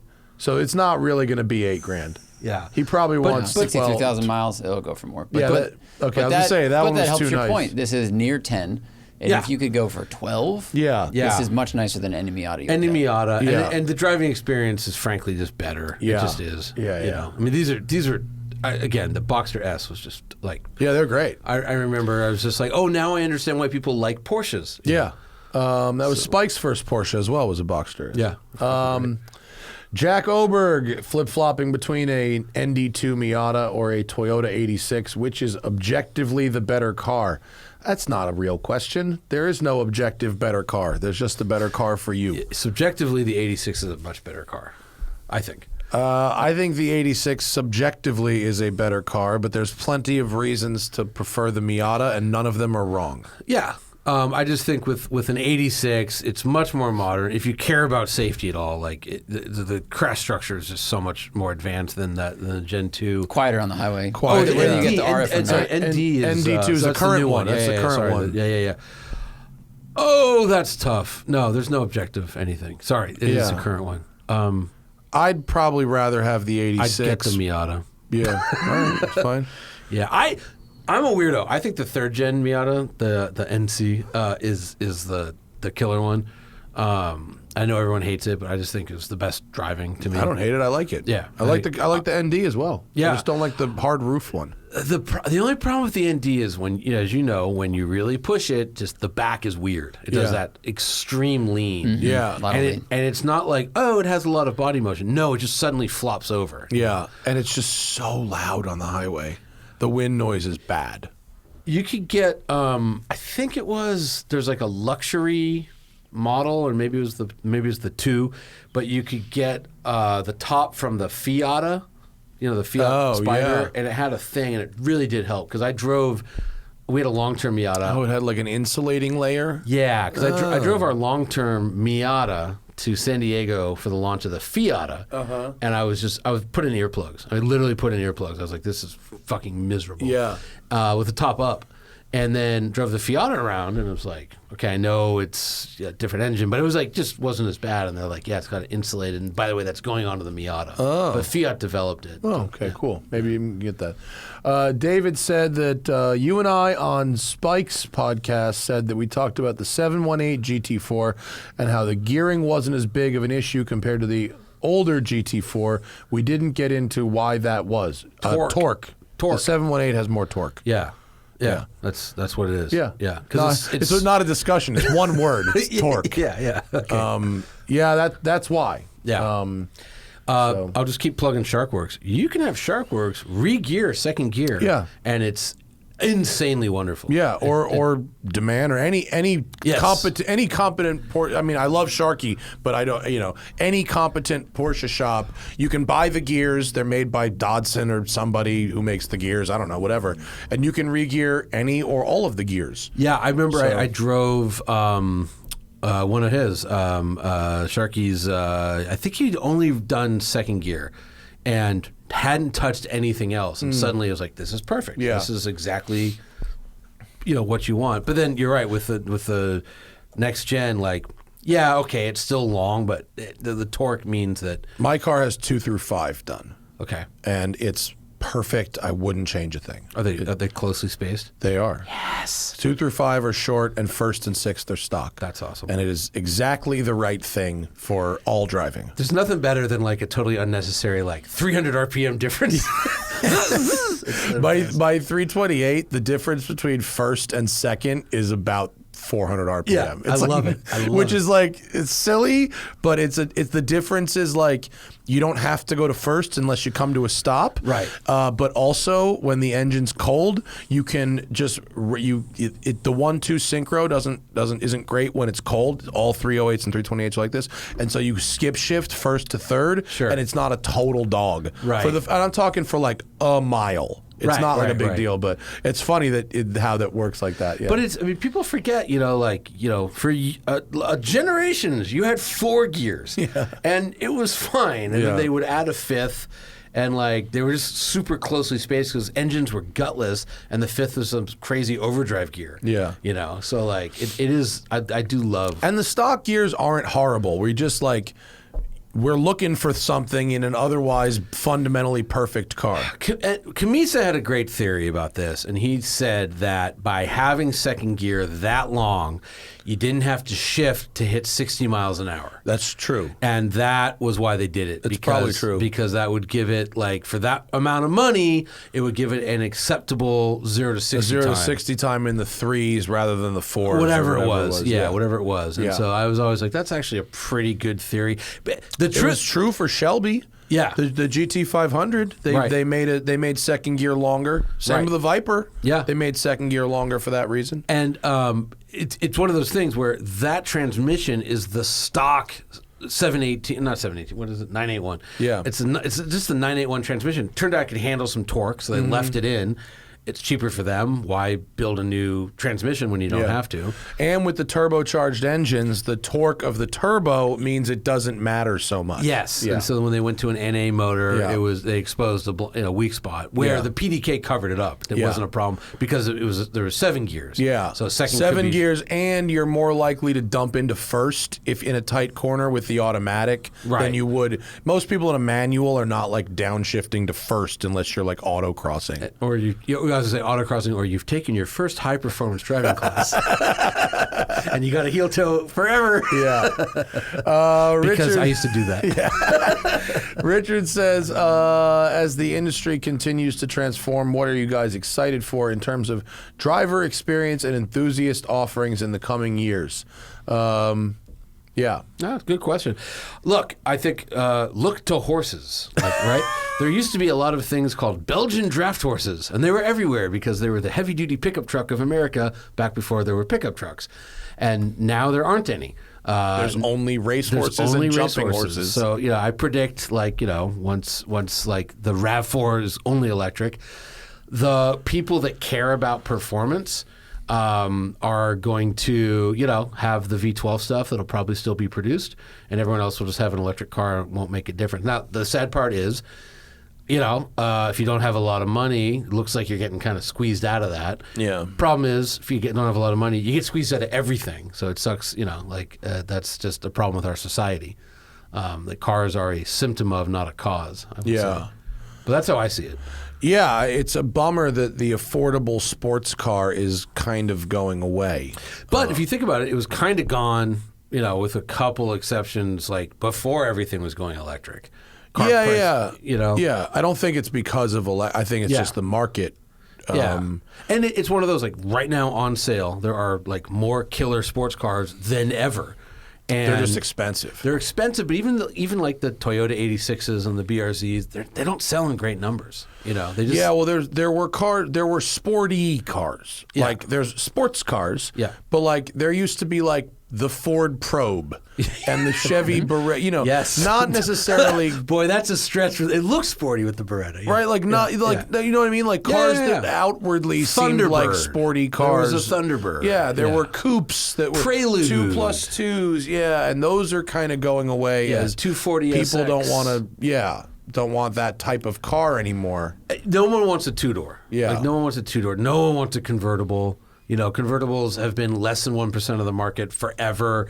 And I think when Mercedes, because remember they had, the SL, the S-Class convertible, the E-Class SLK, convertible, E-Class, the C-Class convertible, and the GT. Yeah. When they dropped from 6 to 2, that trashed the convertible market in the U.S. It was like a noticeable dip in sales because it just, And I think the cheap convertibles are only Mustangs and Camaros Miata. for rental fleets, and then Miata. Yeah, no one's going to rent a Miata. Yeah. So because you'd be. But the mid-priced convertible is kind of going away, whereas Bentley is 50% of the Continental GTs are convertibles. 90% of McLarens are convertibles. Is it 90? Yeah, because there's no difference. Oh, wow, I didn't realize that was that high though. 90% are Spyders. I think with the 720, it's 90%. Wow. I don't know about the 5, 6. Yeah. That's an amazing take rate. Yeah. Well, if you think about the 720S, why wouldn't you? No, of course. It's the car. You want that. Why? But still, you'd think there were. I don't know. It just seems like a high number. I mean, I remember the last time I drove a 720S Spyder. I didn't even know it was a Spyder until the guy's like, "What's this button do?" Yeah, I think it was like Tosin. He's like, "You want to put the roof down?" I'm like, "Oh shit, yeah, I do." I forgot. Yeah, that's the car. I drove Misha. He got rid of it, but he had a 765 Spyder. And I was driving for like a mile and just kind of, looking around. I was like, oh, yeah. Yeah. Like, wow. Even C8 Corvette, fucking get the convertible. It's great. Yeah. It's great now. Although it is still cool with the top. The Z06 with the top off is pretty rad. Well, yeah, but I mean, it's either the top comes off of all of them, but do you want the power top or the manual top? Might whatever. as well, but it's just, I love the Targa. I don't know. I like Targas. I love Targas. Yeah. Love them. Yeah. Okay, well, that covers that. Kurt says, we already kind of covered this. Thoughts on all black watches, PVD, ceramic, etc. Like them. Yeah. I'm pro. They're great. I mean, it's watches are just so weird. When I had the Tuna, right? And I just bought the Tuna, and I was mesmerized by it, and I was like, I'm never really going to wear my other watches. I should probably sell them all.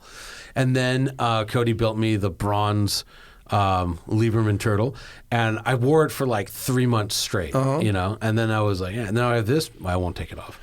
We go through phases. Yeah. I mean, it's part of it's one of the things that It's good that we get press cars because you get that kind of hit of the new car, and then right as it wears off, they come and collect the car. This is we keep talking about Misha, but this is what he goes through like constantly. Where he's just selling everything. And all this the time. this was what I worked with, like Bob's Watches and Crown and Caliber, and I was getting demo watches. Great, same thing. I love Crown and Caliber. It was the best. And allowed me to like get that hit, and then also like be like, actually, I didn't love this one. And right? So it's so funny you say that. So I was like, don't ask why, but I was like, I want a Milgau. That's the Rolex for me. I'm a little weird. It's a little weird. And I got one from Crown and Caliber, and I was like, I hate this watch. Yeah, that happens. That totally happens. And it happened to me a bunch. And it happened with the Tudor Black Bay. Yeah. I was convinced I would love it, and I was like, nah. I was obsessed with the Sky Dweller for a year. Wore one, I got one on loan, wore it for 5 days. I was like, fuck no. Absolutely not. I'm not about this at all. Right. So it's fortunate that we're in a position where we get to try stuff. Totally. Regarding black, black is good. By the way, black. If you could pull this up, have you seen this new Bremont? It's called the Viper. Yes. Dude. It's very cool. Dude. Yeah.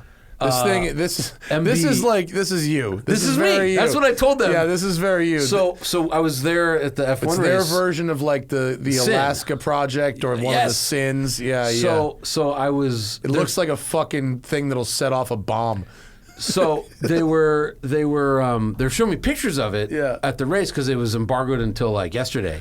And I'm like, that is literally my dream watch. Because what it was they finally made their own movement. Yeah. And so to test it, they had this weird case that looked like that. Yeah. And they were like freezing it, and like running it over and throwing it out of airplanes and everything. And then they're like, what if we just made like 300 of our test case? And it was the MB Viper.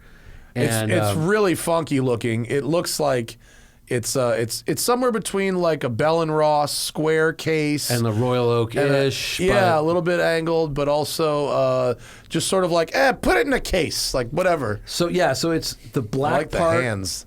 Oh, the hands are fucking rad. safety hands. Yeah, I like the black part. I think is titanium, and the orange part is like anodized aluminum that's bolted on. And it comes in a flight case. Yeah, it's pretty cool. It comes with like a Pelican. Sorry, a Pelican flight case. Yeah, and it's pretty cool. Yeah, you gonna get one? It's one of 300, so it's probably out of my price range. $6,000. Yeah, they'll send you one as a demo. Probably they're gonna send me one as a demo. That for Pelican sure. is great. Yeah.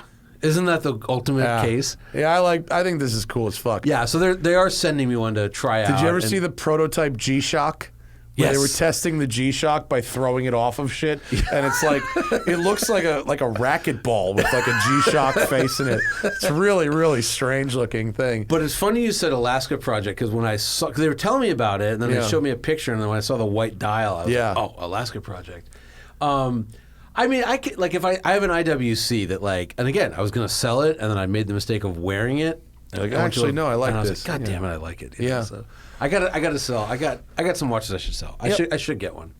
Let's see. Kurt says with Corvette reverse engineering a Special for the Z06. Supposedly. Yeah, they did.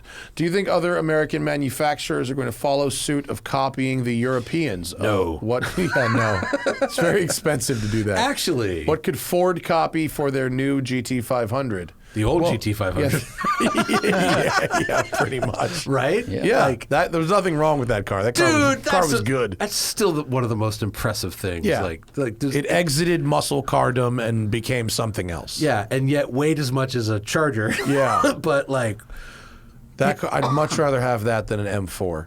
All day. Yeah. All day. We did. It was like our last best driver's car, and I remember like Scott Evans was driving a stock. What were they called? The F8 Tributo? Yeah. Okay. And Chris Walton, one of our test guys, was in the Shelby, and I was behind him.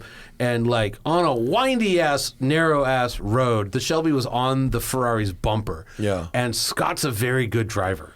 And I'm like, really fast. And I'm sitting there, and I was in a Corvette or something. I'm like, this is the weirdest thing I've ever seen. Like, why is a Mustang pushing a Ferrari? Car's stupid fast. Yeah, it was great. Yeah. It was great. Here's the thing: you've driven the Z06. Yeah. I've never driven a Speciale, but I didn't get a lot of Ferrari out of the Z06. I thought that the regular C8 was more Ferrari-like than the Z06. I got a Ferrari vibe. Yeah? Yeah, I got a Ferrari vibe for sure. Okay. It's better than a Special on a racetrack. Yeah. Specials are loose. They're a handful. Yeah. And the Z06 is very buttoned down and composed. I got to spend more time because I drove it back to back with a Technica, and the Technica was just faster everywhere. It just was just like In our testing, it wasn't.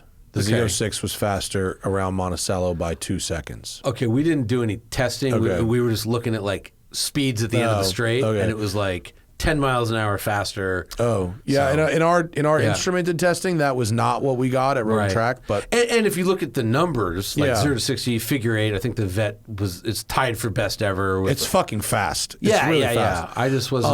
I don't know. I wasn't like pushing it maybe enough on the track, and I'm used to the Huracan after Sure. 7 decades of driving them. I liked it a lot, and I thought it did have a lot of Ferrari vibes, but it actually, it wasn't as like rowdy though. Like the Special is pretty rowdy, Right. And it's got a lot more engine than tire, and so Yeah. the Z06 does not. The Z06 has plenty of tire. That was, I guess maybe it was just like I was just thinking, I'm like, okay, I like this engine, it's cool and all, but like if you took a C8 and put it on these tires and made a Grand Sport, Sure, essentially, they probably will. maybe who knows what they're up to, but like it was kind of like I didn't see that huge of a leap from base C8 to Z06 as I thought there would be in my head. I thought it'd be like going from like Carrera S to GT3. I thought the sound of the engine was quite something. Yeah, it was great until then you see the Huracan go by. And it's like, oh, Yeah. it's like, Yeah. boy, that's good sounding. Yeah, nothing wrong with the V10. V10 is good.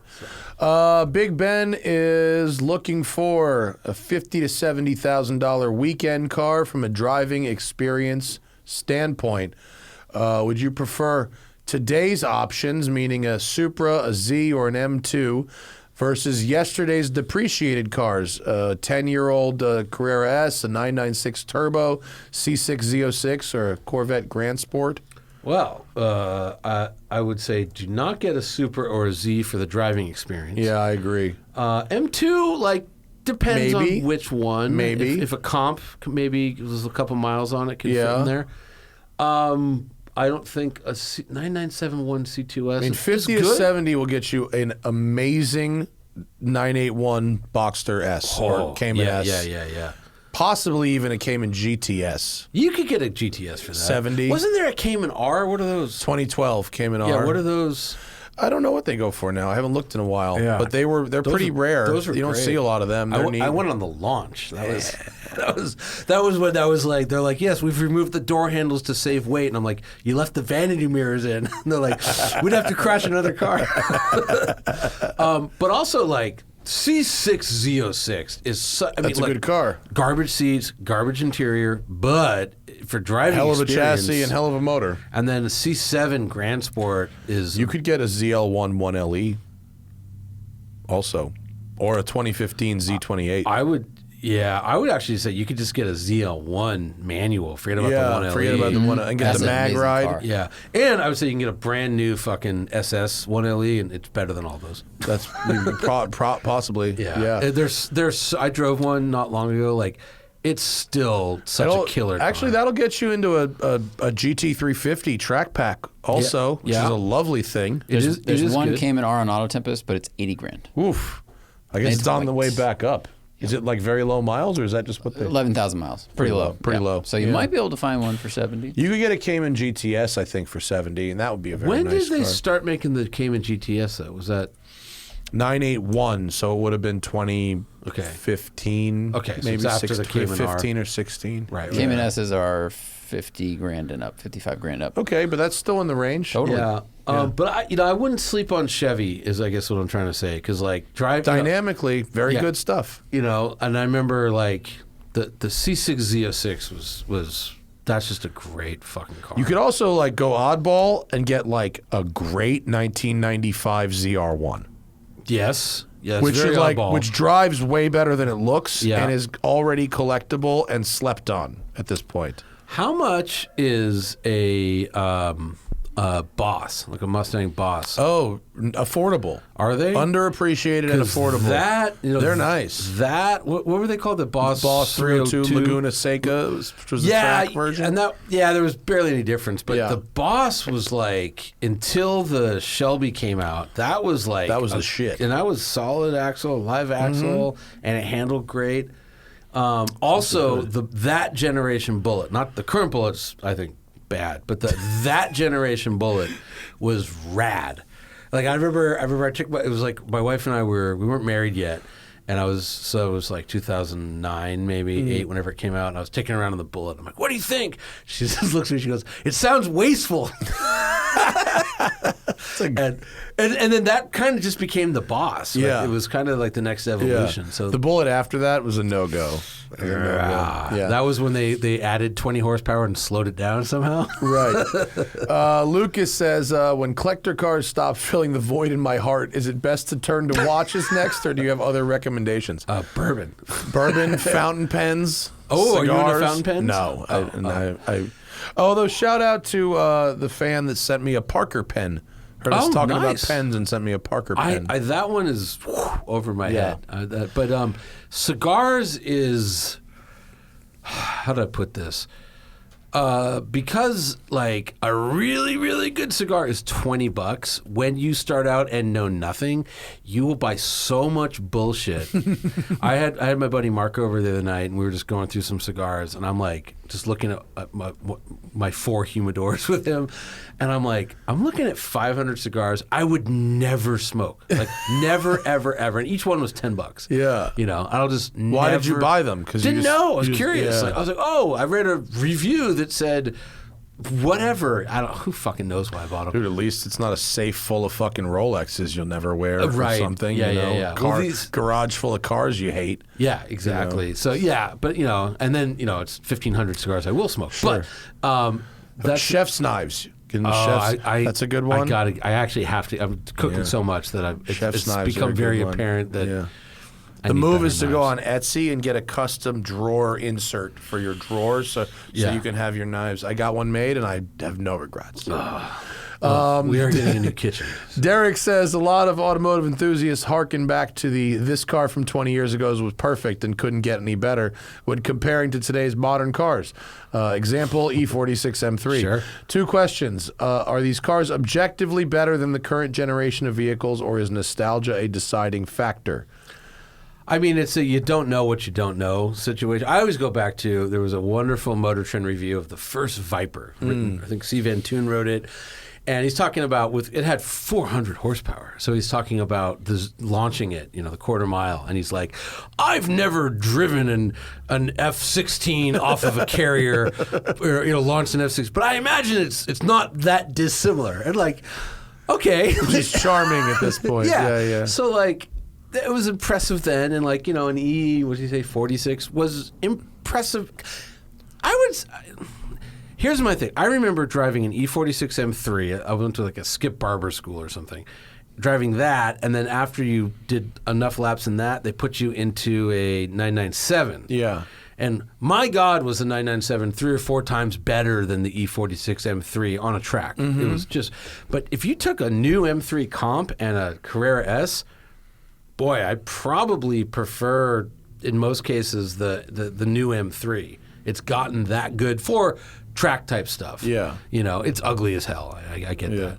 But you know what I mean? So like, I think that like the gap between what was a really good sports car and an M3 has really closed. And I think like the M3 comp is, punches way above. I don't know if that's the specific question they're asking. I think there's a couple things from my perspective. One, cars have gotten bigger and the roads haven't. Yeah, that's true. All cars have gotten bigger and the roads objectively have not. They're the exact same width. And 2, there was a point in time, and that point was approximately the mid-2000s, 2005 to 2010, where cars got modern enough, right, with stuff like direct injection and air conditioning that really worked well, and just basic, some sort of computerized thing, whether it's GPSs or phone integration and stuff. but they were still manual gearbox. They still, performance was important, but maybe not quite as important or as it. And it was before turbochargers and dual clutch, right? And all-wheel drive. Where computers became the dominant factor in the car making, and where it was you still had naturally aspirated engines, you still had manual gearboxes and stuff like that. And so there's this point where, and 20 years ago. You get in a car, call it an E46 M3, call it a Porsche 997, call it a Ferrari 430, and you're not sacrificing anything to drive that car on a modern road. Right. The climate control works, it doesn't overheat, blah, blah, blah. My only counter to that is, with the exception of that, 4.0 GT3 RS, like the new GT3 with a manual, like, it's not that big. It's freaking great. I mean, that is just It's a little big for me. It's a little big car. It's a big car. Big car. Yeah, it's the same size as the 991, and I know 991 was big. That was big. Yeah, but I think it's what you can do in it is just so incredible. I don't know. I've had such good drives in that car. And I remember we took back to Misha. I keep talking about this guy. I'm actually going to go see Mr. Bungle with him tonight. Cool. Yeah, at the Palladium. With the Melvins. It'll be awesome. I remember he has a 991.2 Touring GT3, and everyone, when I had the new GT3, they're like, "How much better is it?" And I was like joking, I'm like, "It's 7.24% better," and like it's like 70% better in terms of like capability. Like it's such an amazing vehicle. I just don't think that the return on. Yeah, on a racetrack, I totally get it. On the street, it's bigger, but you don't get anything for that extra size. It's still a two-seater.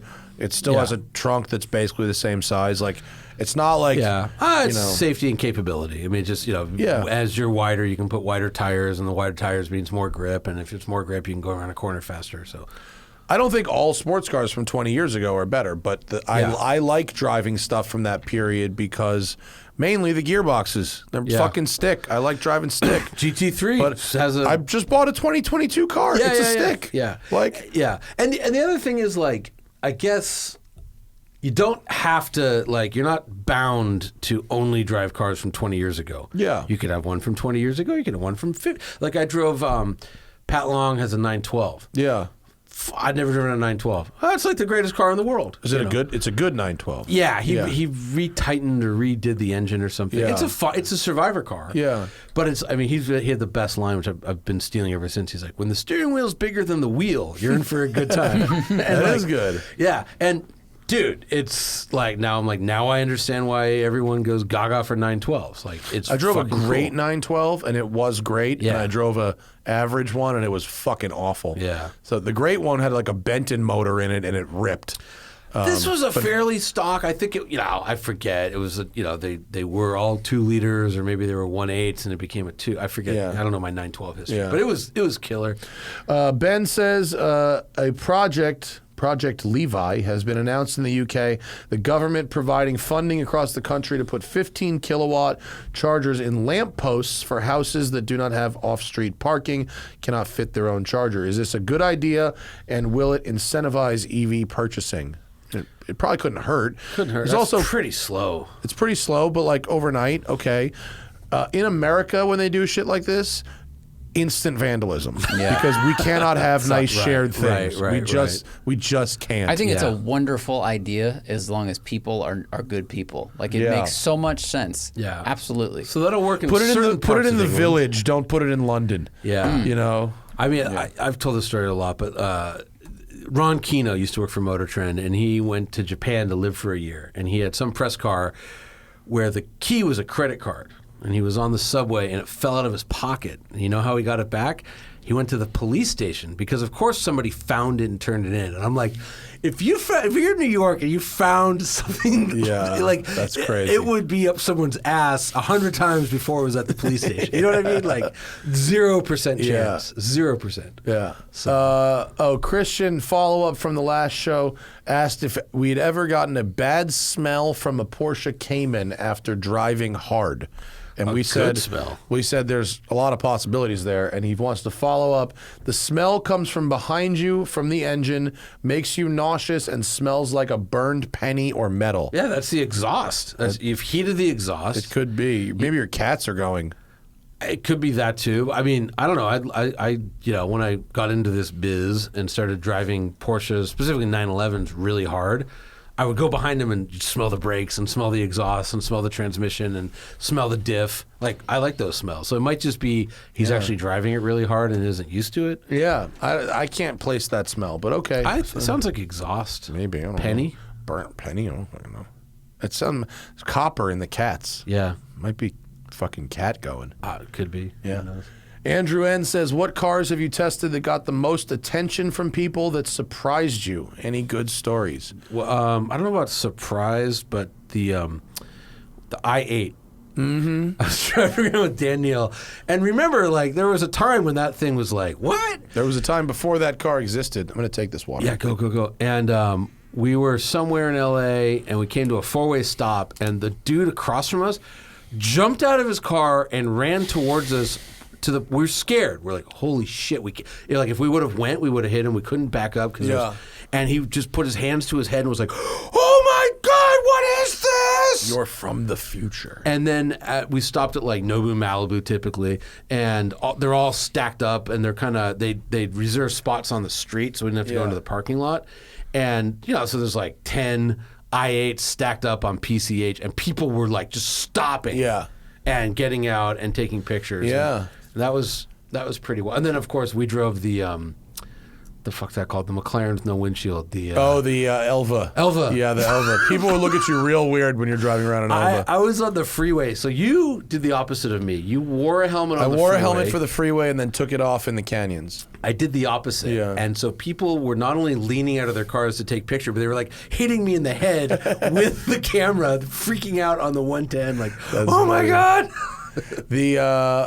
Back in the day, my aunt worked for Sylvania, which was Ford's lighting supplier, and they had a working concept car. If you remember the Mustang Mach 3. Oh yeah, sure. It was an SN95 based car, and they had a working concept car of that you could drive that was based on a regular GT or something, and it had, this was 1994, maybe 3.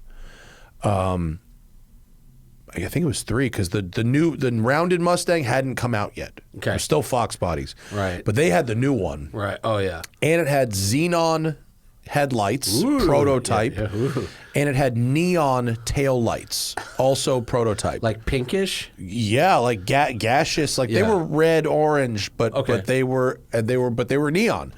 And the whole trunk was full of computers and batteries and capacitors and shit. You couldn't put anything in the trunk. It was full of stuff. But we drove this thing around Detroit. They lived in Detroit. Yeah. And people actually were flagging us down and offering us money for the car. $100,000, let me buy this off you. And that was my first time ever being in a pre-production I was like 11. Right. Being driven around Detroit. It was like a fantasy camp. So that sticks out of my mind more than anything else. But like with my Spyder. Oh yeah. Well, you have a celebrity car now. Yeah, but not people who know me or anything about me. Okay. Let me tell you something. Black women go batshit for this car. And almost exclusively. Okay. And like nobody else. They lose their mind. They chase me in traffic. They fucking flag me down. They all want to ask about it. It's probably just the color. But I don't know what it is. But this very specific genre of human is way, way into this car. The only time I experienced that was when I had that CTS V-Wagon for a year. Yeah. And like black people on the 110 loved that car more than anything. Like, That's a good car. It was constantly like, man, like, wow, like just so happy. I also, when I drove it, when I was at Gotham Dream Cars and I was driving the very first Gallardo that we got in 04. Yeah, sure. And someone was trying to video me with an early, video flip phone on the highway, from a G-Wagon, and they were so distracted they drove into the barrier and bounced off the barrier and tried to like play it off like, oh, I'm good, man. Yeah. It's cool. Yeah. They probably were good in the G-Wagon. You're actually fucked. All right. Real quick, Murano Cross Cabriolet. Oh, yeah. Now, you would think you'd get a lot of reactions. Yeah. Nothing but positive reactions. Sure. Everywhere I went, I'd be stopped and some guy would honk.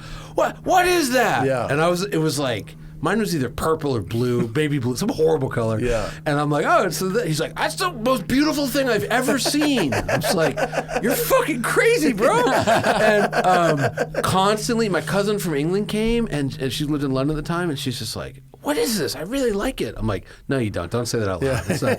And like, people love that thing. Yeah. They loved it. So the weird. people who do love it fucking love it. That's the Via Cross. The Via Cross. Have you met the Via Cross guy yet? I drove a Via Cross once, and it doesn't drive like it looks. But have you met? There's a guy in L.A. Oh, there's a Via Cross guy. I made the mistake of he has 3, and I know where he lives. Oh my god.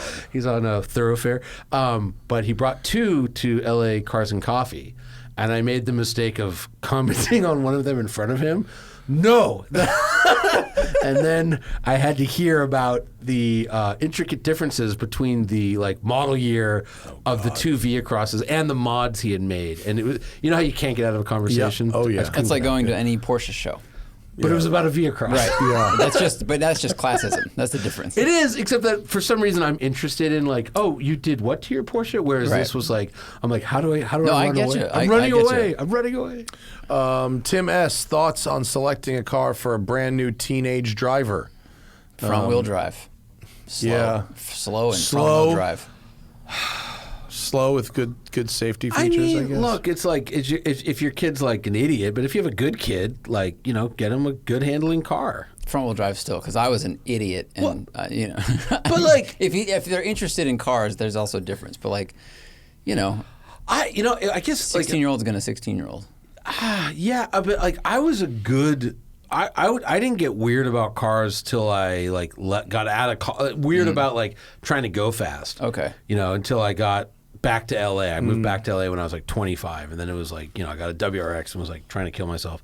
But you know, I don't know. I remember what was that guy's name? Stephen Wilkinson. He was like the editor of Car and Driver in like '73 for 3 issues or something. But I remember he was like, I got my daughter a 911 because it's got great brakes and she can steer around shit. And I was like, that's a good point. You know? How did that work out? Great. Yeah. It definitely depends on the person and the parents. Like what. You know, I would just say if you're really worried about them crashing, the more modern a car is, largely because they're bigger, but also because now a Volvo.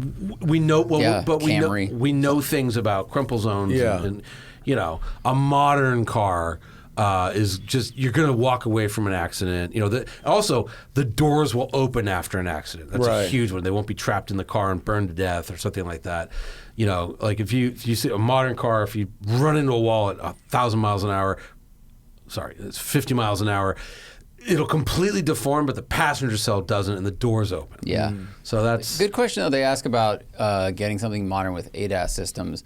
Is that too much of a safety net? And I think if you could get a modern car, but not have any of the ADAS stuff, that's actually beneficial. Like teach them good habits with mirrors, blind spots, and things. And then when they get those cars later, those features later, then I think it's just an asset. Yeah, and I would say like unless they literally are doing this, if they're on their phone constantly, ADAS will save them from rear-ending somebody.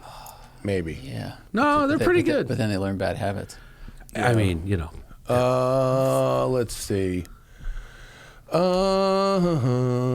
don't want to blow up. Saram's question is a great question, but it would involve us blowing up someone's spot that I don't want to blow up. Anything happening with your 914 project? No comment. No comment. Okay. Adita G. Not going to try your last name. We're looking at a 992 C4S. Any options to add onto the car that are a must-have? I've only ever driven 992s with rear steer. I've never driven them without rear steer. I drove both back to back. I like rear steer. Rear steer is a must-have option. Okay. Yeah, rear steer is a must-have option. PDK, I think, is better than the manual in non-GT3 Porsches. It just drives better. Get the Targa. Yeah, Targas are lovely. Get the Targa. Get the Targa with that corduroy interior. Yeah. cars are just so fucking good looking. They're just so even top, up, or down. They just look so fucking good. They're nice. I know. Yeah. Okay. Yeah. TC says, is the 718 one of the last new cars you can get with a CD player? It has a CD player? I don't know. Does my Boxster have a CD player? Bro, you're asking me? I don't fucking know. I think there's I have a Lexus. absolutely no idea. I feel like there's a Lexus that still has a CD player. There probably is. Somebody told me about it the other day. I don't know the answer to that. I'm sure if we looked, we could find cars with CD. Mine might have a CD player. I don't know. I mean, I could tell him. I don't think it does, though. I don't know. I'm trying to picture the dashboard of my car. I don't know. Why does he want to know? Does he have like a CD he wants you to play? Yeah, I don't know. I Bro, don't I'm sending you my demo. even if it does, like, I don't have any CDs left. Like, Oh, mine are in a yeah, it storage does. box. it does. Yeah. Here, let me. Is that? Are you looking at my car or just the regular, I'm just- no, I just generic searched 718 quickly dash? search 718 dash. Let's see. Can we get a photo of the dash? Come on, where's the fucking? There we go.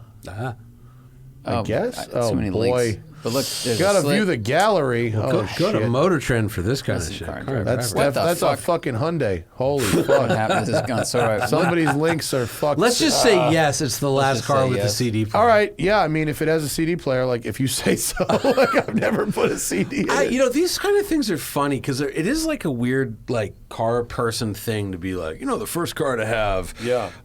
LED daytime running lights is the My Countach was the first car with a factory CD player. Was it? First car. Yeah.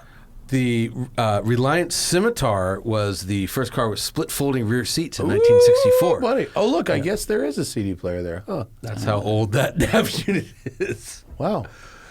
Yeah. Okay. Cool. Yeah.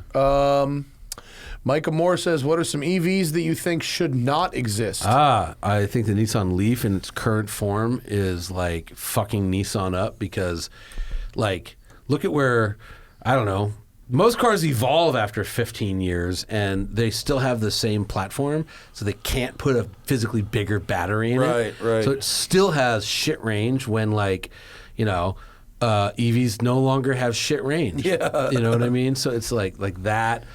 The Hummer is quite dumb. Like, and I know that Oh, it's so good though. it's not, but it is good at the things they intended it to do. And What's I wrong know- with that? Purpose of intended function is Because off it the chart. ultimately uses so much battery that could go to other cars, go to hybrids. Go to one other car. Well, you could split no, into you two could cars. build a bunch of cars for That's a 200 kilowatt hour pack. So You like, That's you could nearly build 3 fucking large 10 sedans. XC60 recharges. yeah, but again, with an EV, it would it's the battery pack is 65 kilowatt hours bigger than a Lightning or a Rivian. Also, way too big. No, it's great. You get good range. No, it's awesome. I'll defend the Hummer to the death. That's the best. I think it's so fun. I just, It's not- well, I think that the point of EVs is is not being, the stated intent of converting to EVs is not being met by things like the Hummer.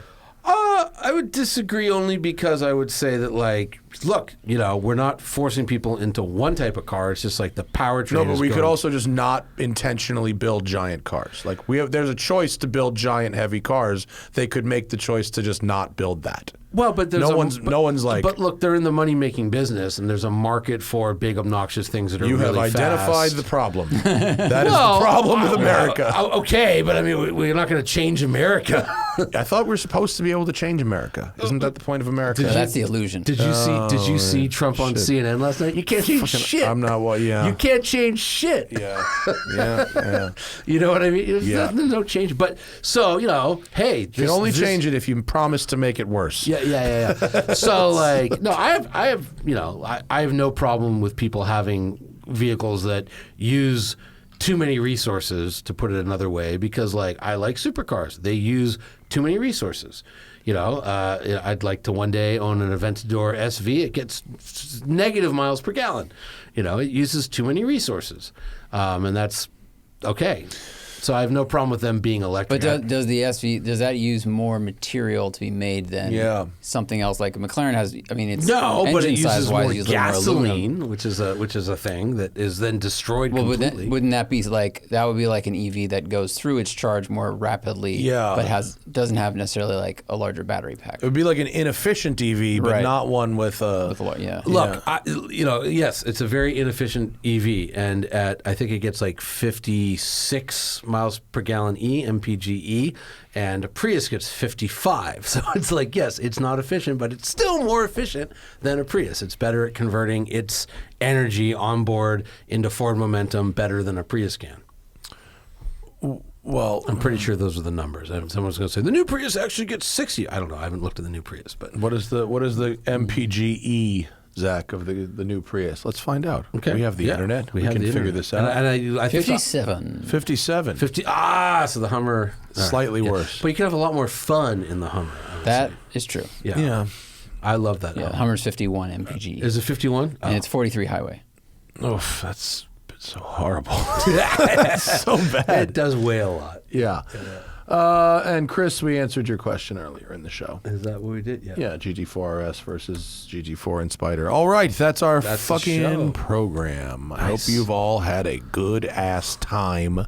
It's actually good that it's over right now because my brain is like 12 minutes from being total jelly. I'm so tired. I'm Glendale to Beverly Hills to the Valley to here. Now I'm going to Koreatown, back to Hollywood. Oh, fuck. Yeah, that's one a haul. Of those days. That's a haul. I did Chuckawalla and back in 24 hours the other day, which is a long way, too. And what people don't get is you look in a map, you're like, oh, Chuckawalla's in Southern California. It might as well be Alaska. It's so far away. Yeah, and while I was at Chuckawalla, I drove a Lamborghini for 7 hours. Yeah. Only to drive back. But you know what I mean? Like, you drive aren't we in Arizona? Nope. One more hour to Chuckawalla. Dude, the fucking drive back from Chuckawalla, I drove the Mach-E. And fortunately, the Parker Hotel has level 2s, so they charged me up while Nice. I was driving Lamborghinis, and so I got back in the Mach-E. It wasn't all the way charged; it was like 84% or something. Yeah, 270 miles indicated range. I drove into a 40-mile-an-hour headwind. For about 65 miles, and it took even though I had 270 miles indicated. I had 100. This is from Palm Springs because I drove the Huracan back to the hotel. 119 miles to drive, 270 miles range. I got home with 62 miles of range. I can't do math, but that sounds like the wind fucked you up. It was like, it fucking took off. And oh, by the way, I was like, oh, wow. Let me tell you what didn't work on that drive. Blue motherfucking Cruise. Yeah. Blue Cruise was like, what is going on right now? For those listening at home, the Hummer EV has a 350-mile range. Yeah. Which, imagine into a 50-mile-an-hour headwind would be zero. But also great. level 2, it would still take a long time. Yeah. So... Johnny, awesome. Good to see you, bro. Yeah, I like that watch. That's a good choice. Shout out to Cody. Very nice. LA Watchmaker on Instagram. Yeah, get him some business. And we'll see you guys next week. Bye.